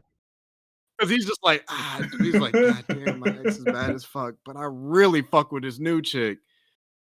So it's the sacrifices you gotta make. Like nobody talks about Yeah. that when you gotta cut your roster off. Dang, and I like the way that in that scene, like when she handed it back and he took it and the word closure stayed on the screen. I was like, Yeah. damn, that was clever. Because I didn't Oh, realize it said I closure on the noticed it jacket the whole until that time. I moment. was wondering what role Like, it was okay. gonna play. Oh, you No, okay, you just smarter than no, me. I ain't gonna You say that. you I'm saw just gonna you say saw I that shit. I was like, casually noticed that whoa, look like at that. it was there in a couple places. Like there were multiple hoodies at one point that would say like closure in the back or something and be like, huh. Who was that for? Yeah, like that. I thought I it was thought it just a was just like brand. a brand I name, didn't think but much of but it. it also had meanings, double meaning. Double entendre. No, it's weird because I've heard people refer to it as a series, and I know it's segmented into parts. I'm like, are Uh, they going to continue this? Are they going to Guess continue like according to do his episodic version of Twitter, this? it's a series but done in a very unique way, broken up into chapters, not episodes designed for binging. So it feels like a movie because it's an hour and a half and can be seen in one sitting, but this is a series. Hope that makes sense. The goal is for more seasons. Bro, it's a movie. Like, yeah, I Wait, just read, oh, well, you a just read tweet a on tweet right Wikipedia, now? but yes, a tweet. Yes, I do hope there's more of this, but like, it's a So movie. these things Like, you you just can break tell people break movies you into use chapters it. all the time. What do you? It's a fucking It's a movie, bro. that was a fucking It's movie, okay bro. for it They're to be like a you movie. wrap up the story. What is there to tell? It's okay, it's broken up What do into you say? chapters, not episodes designed for binging. Oh, so like a movie, like fucking Right. fucking Zack Snyder's Justice Okay. League Movie? had chapters. It was a 4-hour long movie. Like it's okay. Yeah, Right. It's fine. but Yeah, man, I enjoyed it, and if it this count as a movie, it's gonna go in my top. I love the style, I love the characters, I love the authenticity to their fashion. You know, they felt like real lived-in Yeah, characters. New York felt like a the character, lighting of like the and way yeah, the aesthetic of the city, I thought was absolutely gorgeous. That stood out to me a lot too. And yeah, the way the music was incorporated into the story and how it fit, it was just yeah. No, this is a passion project, and you tell there's a lot of love yeah, and yeah. heart So put it's like, behind this if thing. we get more, awesome. I would absolutely love that. Try- Yeah. If we don't, it's a great movie. It's a great standalone. But if we do, yeah. I So won't be mad. Um, Speaking of movies that don't have as much heart, though, uh, Barb- we both saw um Barbarian. And I didn't get your thoughts on watched it that one because yesterday. I know you said you watched it yesterday. Um so it's by Zach Kreger from The Whitest Kids You Know. Um which is he was also a co-director on the movie Mrs. March, which is one of the first movies I've ever recall as a youngin realizing was absolutely dog shit terrible. It, Ooh. Miss March Wait, say that again. Which is a one? my Miss March. Whitest Kids You Know is funny as shit. Great sketch show. Rest in peace to old boy that passed away. I can't remember which one it was. Was it Trevor? Trevor Moore. Passed away last year actually. Damn, that's a shame. Yeah, he was talented as fuck. Um, but Miss March sucked ass. It's one of the first movies I remember is being absolute fucking garbage. And I watched it because I'm like, oh, it's the guys from Whitest Kids You Know. Basuda. Straight doo-doo water. That being said, Barbarian, Yeah. conversely, it okay, so think it's good. I like the cast. I think we have switched opinions. Like I was talking about Woman King, I loved it and you liked it. I think you liked Barbarian more than I did, but I still think that it's good.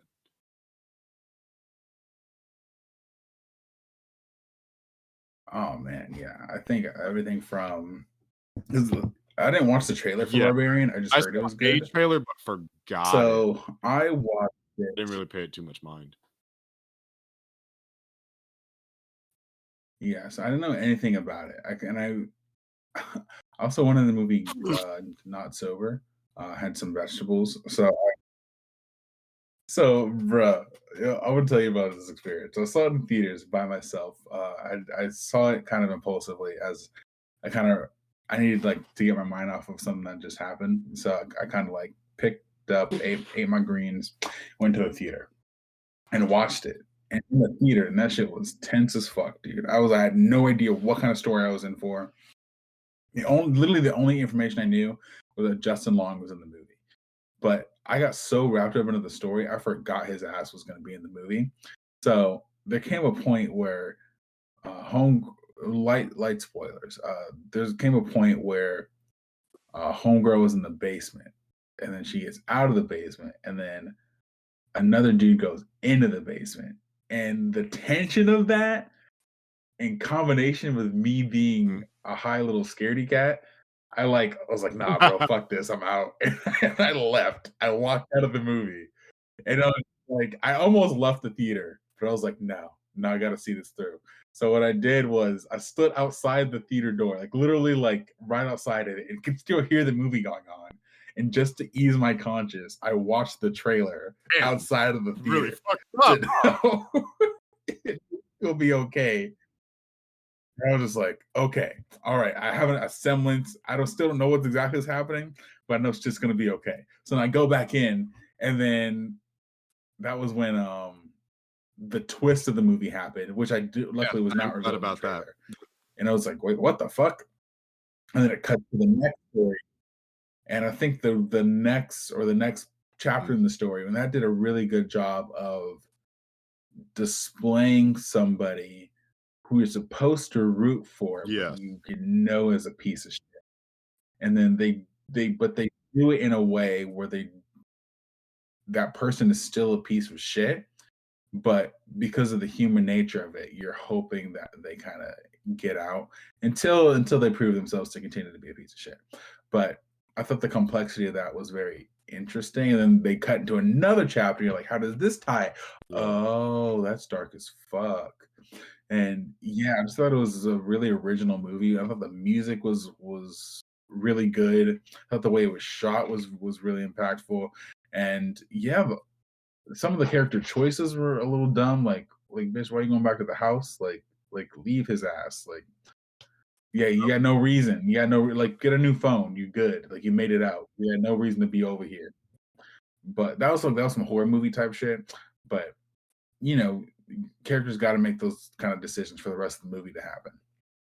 So yeah, I would say that it was an enjoyable experience for me, and I think that it did a good job with taking taking a character that we knew and then introducing a new element and seeing how those characters would clash and like the morality of it and like ultimately the person like the villain or the monster turned out to not be what you thought it was going to be, and I thought that was really interesting. Just a lot of twists and turns that really engaged me. So yeah, I don't know where this is going to fall, but if a lot of great movies don't come out Um, within the next year, I think it'll make it in my top 10. it depends on what else I kind of see in the year. It was definitely I like the cast. Um, Justin Long needs to be in more projects. He is a very talented actor. He got cast perfectly for the character he was set to play. Georgina Campbell, I think, is a very good lead. There are some minor things, just like writing wise, with like character decisions. Um, at the tail end, kind of makes sense because of prior context, and it's like, oh, okay, that's what you're trying to like point out with this person. But then, comeuppance. Um, and I'm sure you know what I'm referencing. Yeah, I think the lead is done well. I think there are twists Mhm, that are mhm. executed well. The way things are kind of like framed and edited to give you separate distinctions, like this is what's going on, this is what's going on, this is what's going on, I think is good. Even the points about the without giving it away, the entity, the antagonistic entity in the film. Um, it's not fully fleshed out, but not in a way that like bothers me. Like there's just enough details given where I'm just like, okay, no, that gives me enough to work off of. Like I don't need a full prequel story about that. It's like it's just enough to like hold me over. Um, but yeah, I mean, I think it's a strong movie. So I'm glad I'm glad we're getting another strong horror project from, funny enough, a former comedian. So no, I am definitely curious to see more of what Zach Kreger does. It's just this one's particularly didn't stick, and I feel like I'm missing something with some of the. And I was like reading a couple comments from some of the other reviews because I didn't watch any reviews. I usually try to watch reviews for things I'm looking forward to watching or curious about until after the fact. So it's one where I think I get a couple more of the themes now. Um, Kind of like basically between the segments of the movie, trying to connect what message or what theme is trying to come across with that. And if it's doing what I was reading, I'm like, oh, okay, I think that works. It's subtle.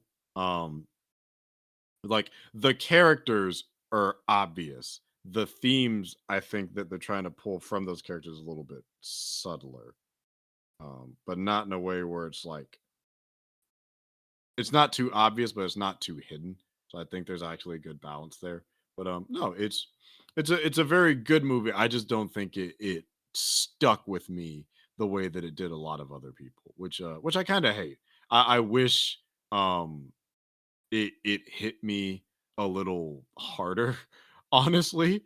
But I still think it's a very, very strong movie and one of the better horrors this year. Probably not my I'm trying to think. I don't think it's my favorite horror. of 2022 though, because I still got to see the new Halloween, and then what other horrors came out this year? There are a couple other ones that came out.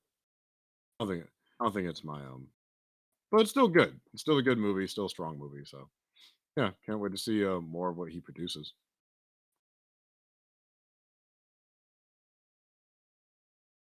But Yeah, no, definitely. yeah, so I Okay. think that's okay. Do you want to? Think we did it. Oh, fuck reactions. I'm not gonna look at them. No, sir. So the Nope. people, the Nope. reactions of Oh, Wakanda Forever fuck! have come out, but I'm not looking at that shit. God I'm damn it! seeing it and blessed. That means I'm gonna have to go like social media You dark saw for one? like a week or some. God, ugh. Hate you Really? niggas. You'll be fine. It's me that got it. Damn, Scream really did come out this year. I forgot. Um, Hellraiser still might be my favorite I've seen. Hellraiser. I saw Hellraiser. Nope. Um, I have not seen it. I like I've not seen the any of new the I other like the ones. new Hellraiser. I thought it was pretty good. I think it's very well produced. So Oh, ooh, okay, cool. ooh! I almost forgot about Fresh. Fresh was good. Okay. I think It was good. yeah, that was I like March. Can Fresh. you I forgot believe about it? that. Was that this year? I think Fresh Oh has shit! similar Yeah, Fresh was themes, good. Fresh was a good interestingly one. enough, to Barbarian. In term in terms of just like See things that? about, See I that? guess gender is. Man, I forgot about that. That should. Oh, I'm just looking real quick. Titanic 666. Wow. We haven't had a lot of horrors this movie. Uh, So speaking, I think the ultimate question is: do we end it here, or do we enter the Ye-Trix? let's Do we wait for further let's go. developments, or do we just Let's talk do about it. it? Let's enter the Ye-Trix. Oh boy, where I will let you take lead on where we want. I still need to see the black phone. I will let you take lead on where to start with the shenanigans of one Kanye, Ye, West, and all of the hot cross bullshit that has ensued thus. Um, rightfully the fuck so. First of all, first of all, legally, the man's name is Ye. The artist Did he formerly known actually? as Kanye West, as all Did he individuals of actually Earth. leak? Oh, He did. He legally changed his name to Ye. He doesn't. He dropped the West. He dropped the Khan. He says West was a slave name, so he dropped it. And now he's no, I just will Ye. respect anybody's Uh, gender, so identity, started. anybody's pronouns, but I'm about to disrespect the fuck out of this man's name. I'm about to disrespect his entire existence. You know, like he disrespected mine, As saying slavery was a choice. the You know, oh boy. All right, yep, sure okay, did. get into it. So it started this round of drama started when he went to, I think, Paris Fashion Week, and him and Candace Owens showed up in sweaters that said "White Lives Matter," Ugh. um, because the coonery. And, I'm sorry, he showed up with Ashy candy. ashy candy. Damn, Right. can't Ooh. even call her candy because at least candy's sweet. Ashy, Damn, ashy and trashy. That's what rough. they. So Her and Ye, ashy and trashy.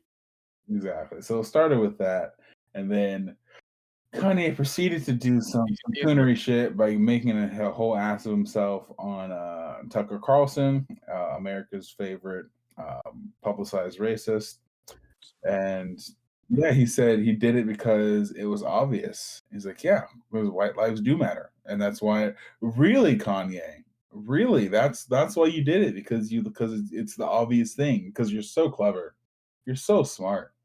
Um, so yeah, he did that. Do I'm not. we even want to talk about why that part is inaccurate too? About the Go, White Lives Matter shit?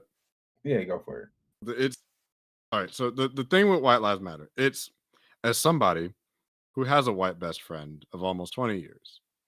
He is family. I have many people I would call my brothers, you included, but he is one of them. The issue with White Lives Matter, to make this perfectly clear, the purpose of Black Lives Matter is to not say Black Lives only matter. It is to say Black Lives also matter. The choice of White Lives Matter is not to highlight the plights and issues that happen amongst the white community, of which there are many. There are many white people that struggle and do have problems that are particular to their, communities, but it is not to highlight the issues that go on with them. It is not to highlight the issues with like things with drugs, things with poverty, things with lack of education, lack of resources, homelessness, suicidality rates amongst white men.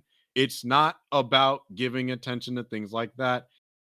It is a statement made purely in retaliation, same with All Lives Matter, to rebuttal against Black Lives Matter. It is not made out of the interest of improving things for those that are suffering within the white community. It is more as like a ping pong response to say Black Lives Matter. Well, what about it's a whataboutism? What about this? Well, what about that? But you're not actually pointing out the things that are issue. So Black Lives Matter, the movement, not the organization, which does garner its own separate conversation, but the movement itself is very centric on you know issues related to black uh black issues in the black community like police brutality, high incarceration rates, lack of accessibility and resources within the community, racism, shit like that. Same thing with like stop Asian hate. That was not made in retaliation, it was made in addition to. But no, people were really going out there like white lives matter, all lives matter during stop Asian hate. That's that's basically just my mini soapbox about that. So it's like if you're saying that to actually point out issues, it's not a good metric to use it with, but it, at least you have sort of an argument. But that is not the case with a former Mr. West. You're doing it purely for white validation to be inflammatory because you know it is an inflammatory statement. Anyways, go ahead. What happened after that on Tucker Carlson? So yeah, he started to talk, and he got that. I don't know, something about Tucker. The way Tucker Carlson was smiling when Ye was talking, it was just like as if he was like playing the fool, playing the buffoon. Is like, oh my god, I can't believe he's saying this right now. This is so crazy. This is wild. I can't believe I'm getting this. Like, it just felt gross, dude. And then after that, Right. Kanye West proceeded to go on Twitter and say, when I wake up, I'm going DEFCON 3 on the Jewish people. And that's when the real problem You started. fucked up, yeah, Ron. You fucked up, yeah, Ron. And yeah, so then he proceeded to go on talk show after talk show and podcast after podcast, Ugh. talking about his opinions and his stances on uh, abortion and what he feels about the Jewish community and amongst an array of other subjects. But those are the primary two. Primary one being his opinions about Jewish people, and it's not great. It's not awesome, and yeah, it's kind of been an issue, and it's taken over a lot of news outlets and a lot of like people's attention. And the thing is that are a lot of people aren't paying attention to it. It's there's two sides of it, I feel. There's a statistic side of the fact that these people are monetizing off of this man who has known public mental breakdowns and a history Yeah. of mental issues, being diagnosed with bipolar disorder. And he said on a recent podcast he's been off of his medication for the past 2 years. So all the shit that happened with him running for president and then talking about his abortion, all the shit that happened with him going off on Kim Kardashian and P. Diddy and Pete Davidson, up until now with all the Jewish comments, have all been the rantings and ravings of someone who has been struggling with mental health issues. That being said, mental health issues don't make you racist and don't make you anti-Semitic. Right. So Yeah, they don't make you anti-black, they don't make you anti-Semitic. They don't make you a pro-birther. yeah, I'm sorry, pro-forced birth. Like they how you view the world is how you view it. And people, clients of mine have asked my opinion about it. I'm just like, on the one hand, I do believe, yeah, some people need to help him, but clearly it seems like people have tried, and you cannot accept help until you are ready to accept help. And clearly, I like, want it. for all my criticism of the Kardashians, I think Kim has actually tried to get him help. 100. I think he just refuses it. I think there are people in his life that, in small ways, I'm sure there are certain people, I'm sure like Jay-Z and Diddy, who've had on and off some fallen ins and outs, and maybe even Cuddy, have like tried to look out for him and tried to show him that they care, and he's rejected them. I think he's seeking attention and validation from others, and Oh, upset that I think at the same time he wants to act like his actions don't have repercussions. Down to, I think he was on Drink Champs talking about, he's like, I can say anti-Semitic stuff and Adidas won't drop me. I can be anti-Semitic publicly and Adidas won't drop me. Well, fuck around and find out they dropped him today. right. And Balenciaga They, dropped him, they and his lawyer dropped him, and his talents yep, agency dropped him, and I think he yep. lost some other brand deals as well. It's like he's Most of his accounts I think got banned. Did his bank drop him? I don't know, I don't think but I so. know that So with the I don't know how fast acting the Adidas thing is, but with that uh being lost of that deal, one, Adidas takes a major L for having the integrity a, to drop someone like that because they're going to be losing a a lot of money. $250 million. Yeah, a shit ton of fucking money. But also, Yeah.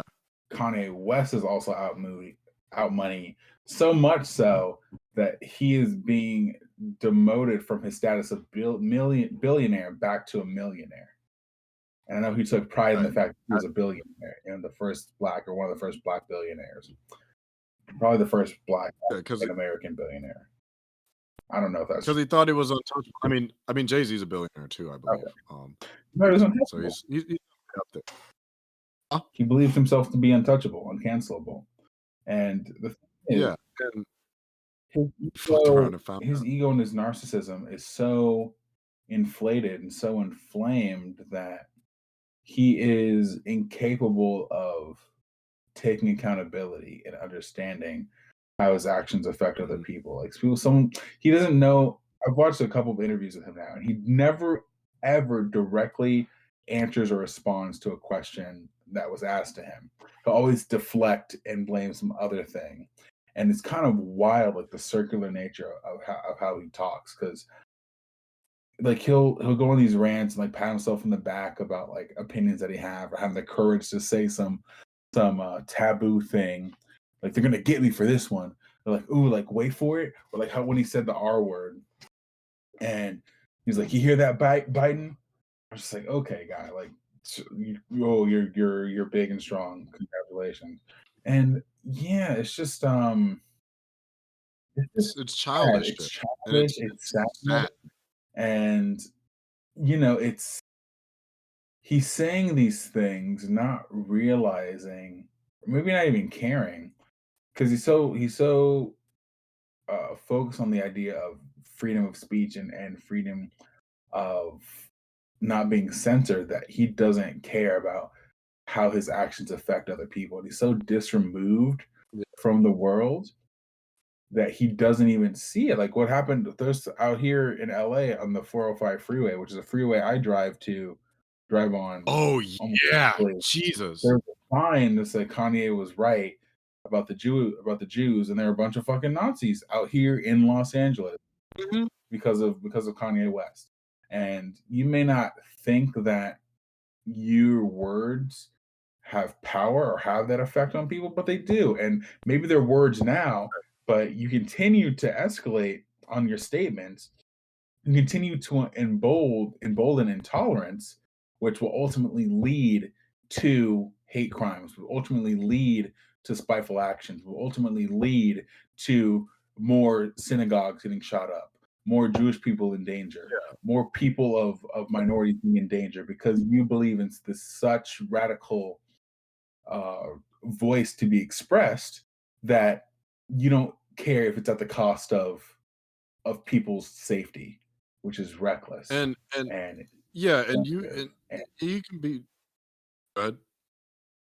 no, it's reckless and insensitive, and it's dumb, and it's egotistical to even think that you're doing this good thing. And that's I think that's the most tragic part is that in his own weird like narcissistic head, he feels like he's doing a good thing. He's like he's the guy. He's being the whistleblower that America needs. And what did he say? That fucking he said a couple of things, but he said he apologized to the people that he hurt for his comments, the people, the Jewish families that he hurt, and then immediately was like, I don't want this to sound political. I want it to sound presidential. And he's just like clapped on his back, like, damn, didn't that sound good? Saying that, I'm like, oh fuck, you're almost there.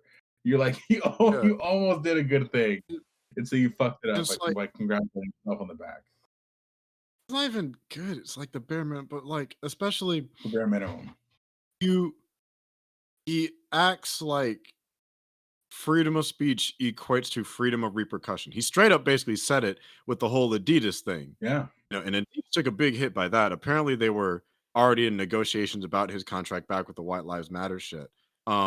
I hate the fact that in the conversation, not playing oppression Olympics here, but I hate the fact that in conversations regarding discrimination, because Kanye can say anti-black shit like slavery is a choice, or inflammatory statements like white lives matter, which is a kind of like damn near a dog whistle, um, for a certain class of conservative.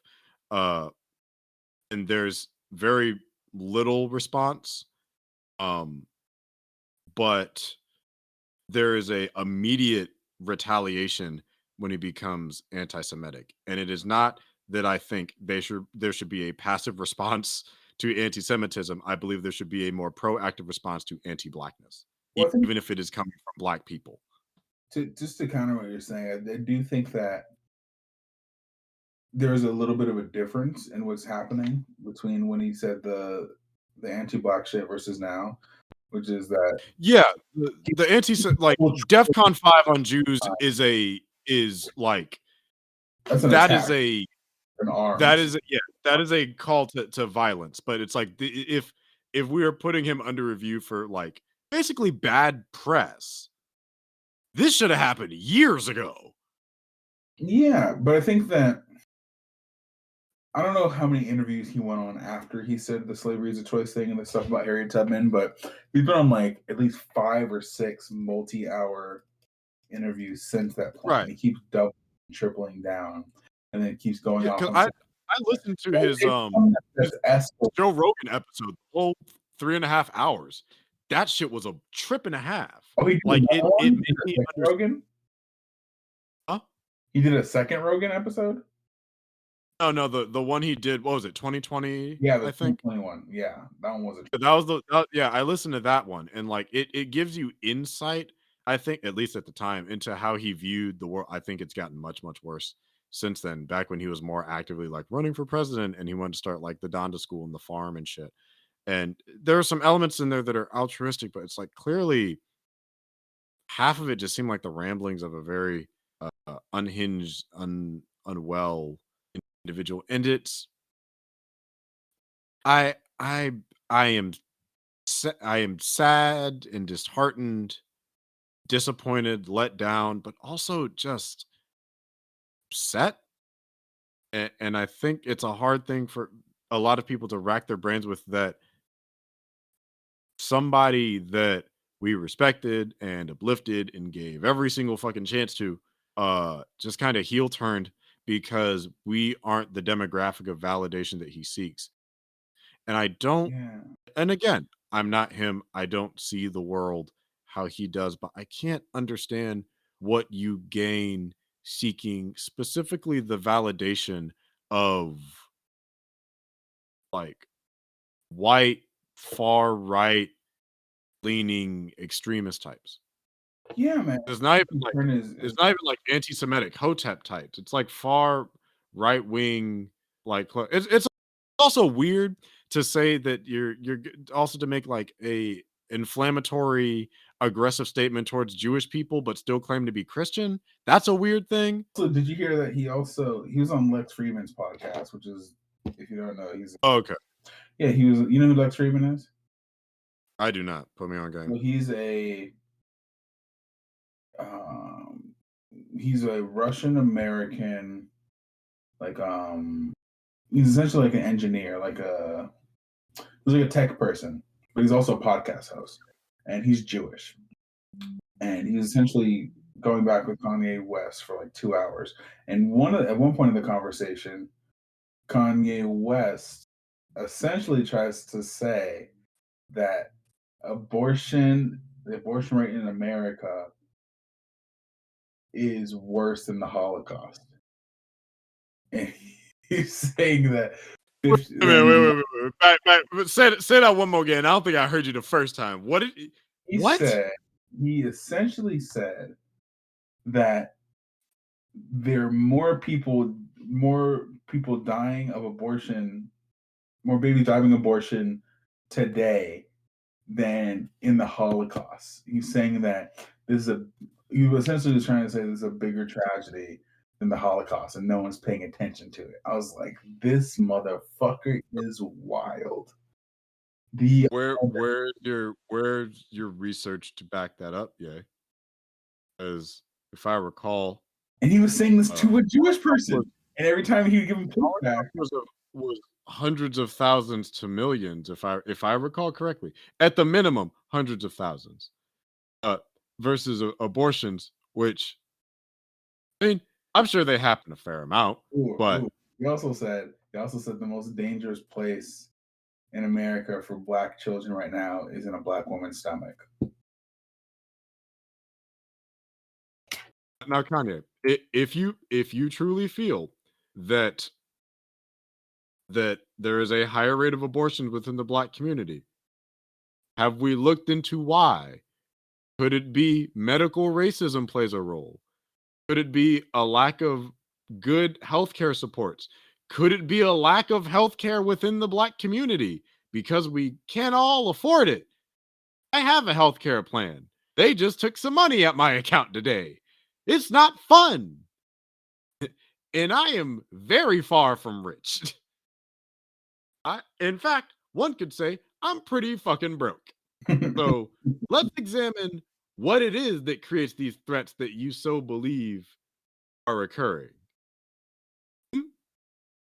And the Like, man, because he went from being like the outcast, because like in the early days, early 2000s, like hip hop wasn't really like fuck with him like that until he got the chance. He wasn't like about the gangster rap. And you've seen the FD Signifier videos, and yeah. he yeah, man, he went from this underdog type of dude to really having to prove himself to be really for the people of for the black community. When he said George Bush doesn't care about black people, and that was like a huge thing. Like it's like the echoes of Kanye are still there. He's always been outspoken, but it's going to become something bastardized and perverted. And he wants to be of aid to the people, to his people. But at the same time, he's selling fucking like garbage homeless clothes for fucking 4 times the price.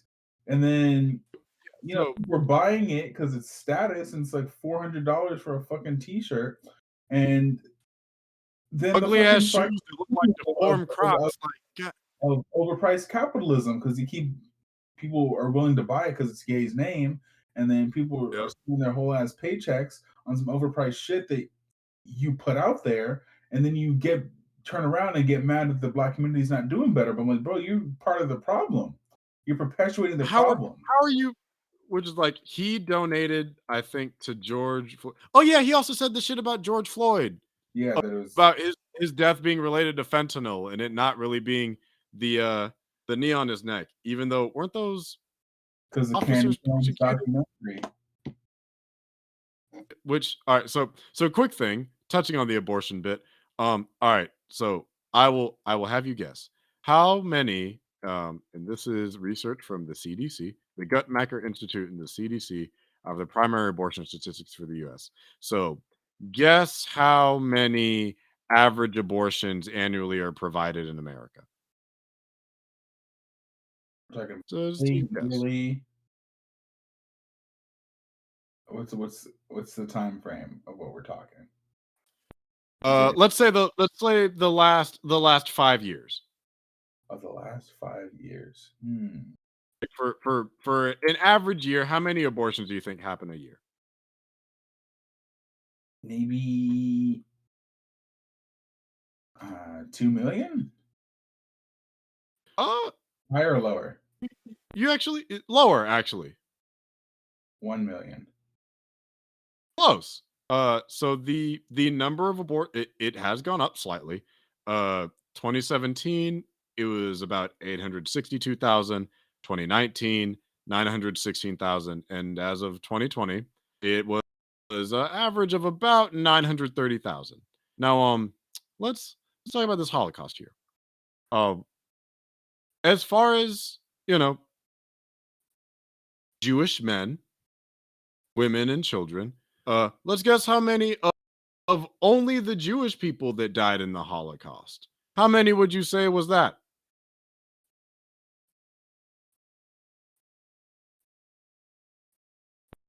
I don't want to be wrong. I know it's definitely in the millions for sure. You are correct.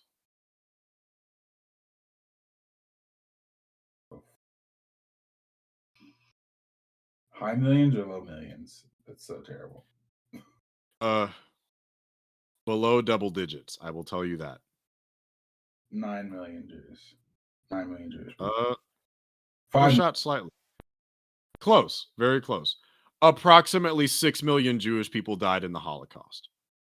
So even if you combined the amount of abortions between 2017 and 2020, which is a 3-year span, as opposed to the Holocaust, uh, the Jewish number, the number of Jewish people that died still outnumbers it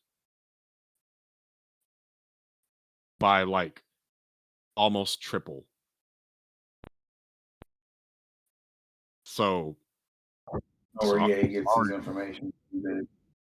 and here's the thing, that's only the Jewish people. That's not Soviet civilians, Soviet POWs, Poles, Serbs, disabled people, Romani, Freemasons, Slavans, gay people, Spanish Republicans, Jehovah's Witnesses, everybody else that died there.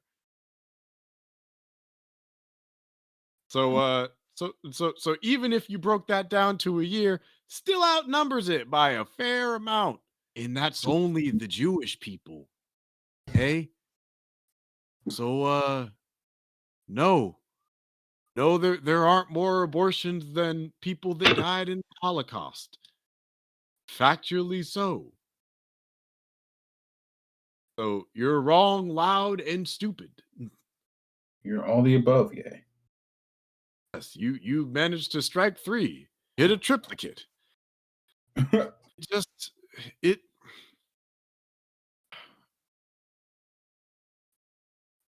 one wonders, and I ask this question sometimes when I ask people about management of uh, things that can be detrimental to ego or self-esteem in the frame of comparison.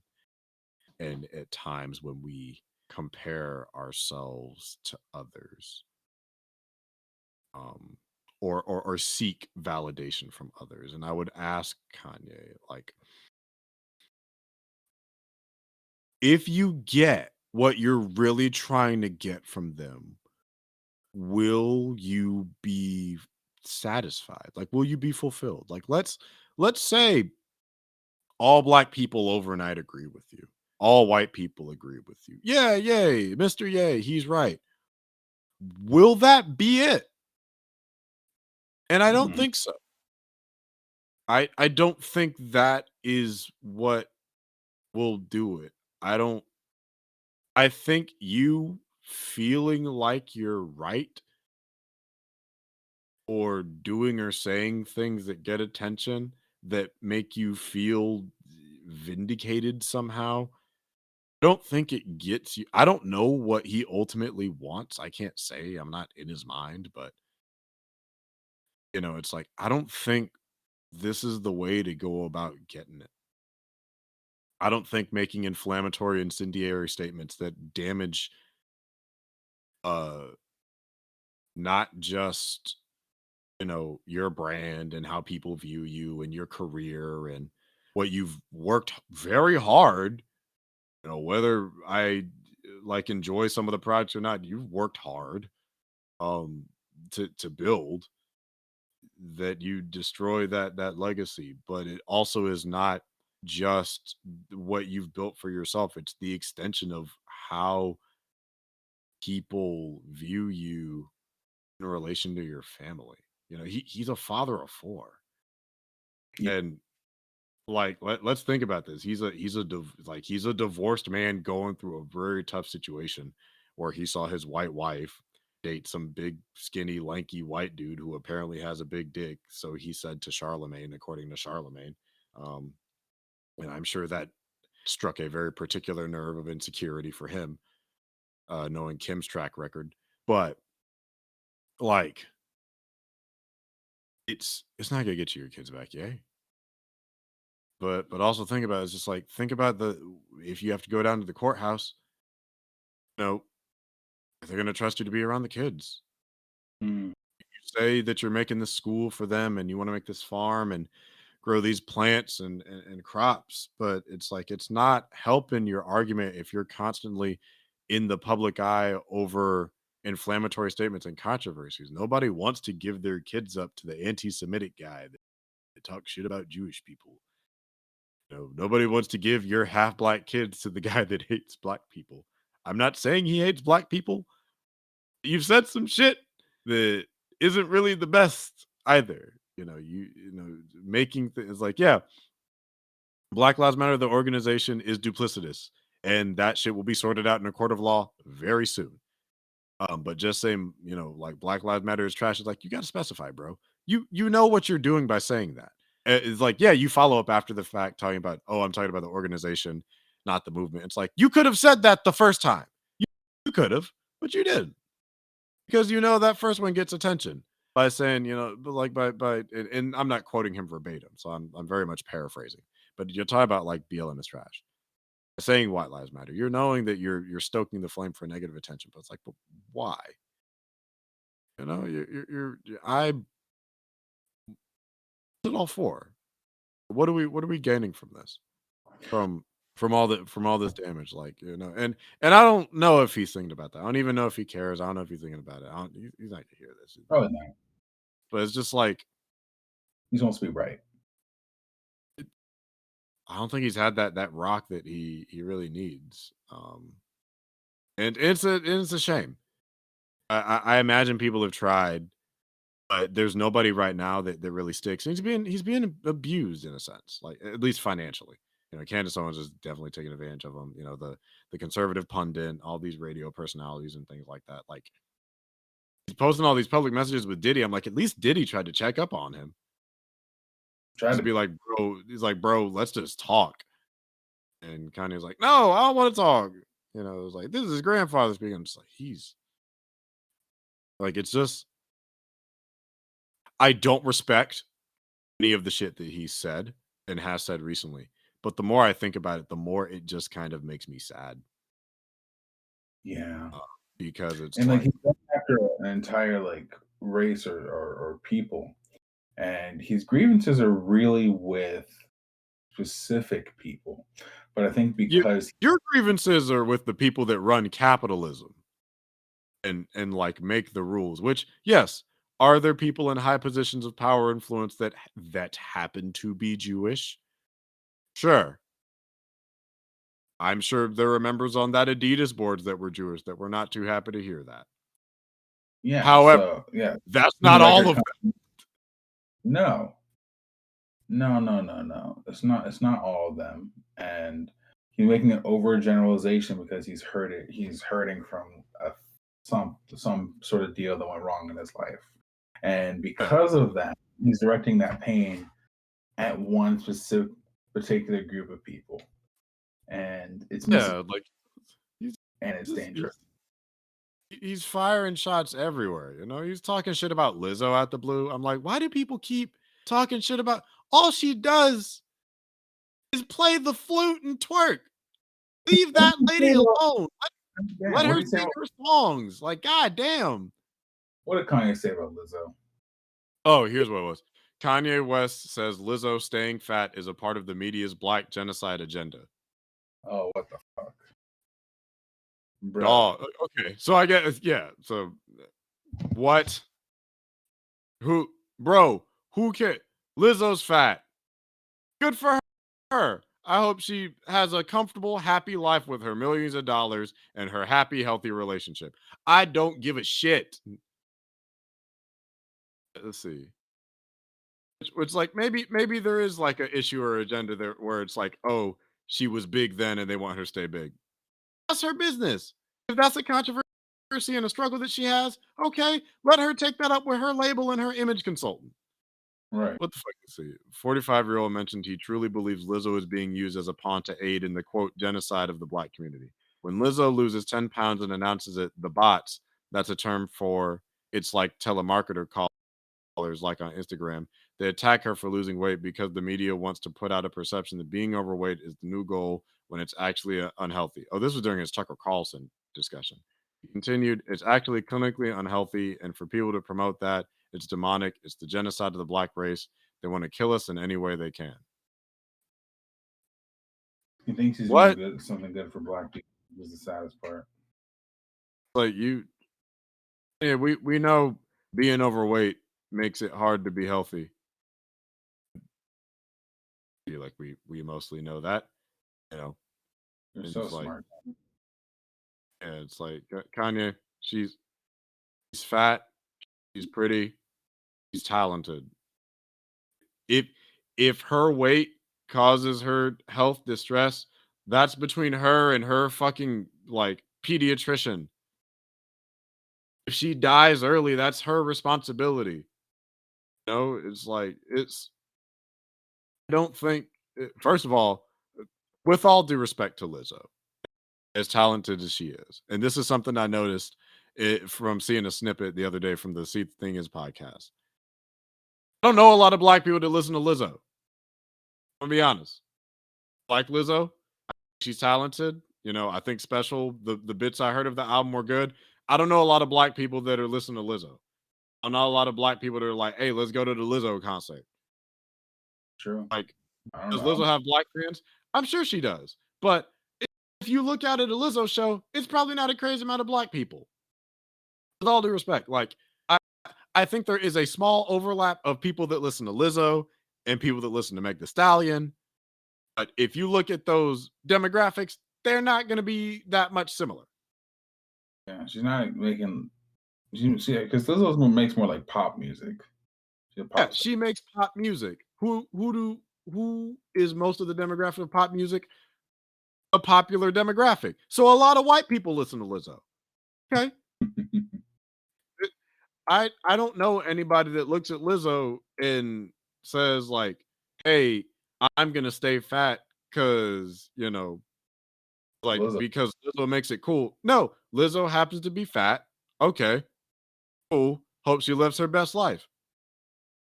Right? Maybe, and if you feel like obesity is an issue for the Black community, then let's talk about how we can improve health. How do we improve nutrition understanding in the Black community? How do we create more opportunities for activity?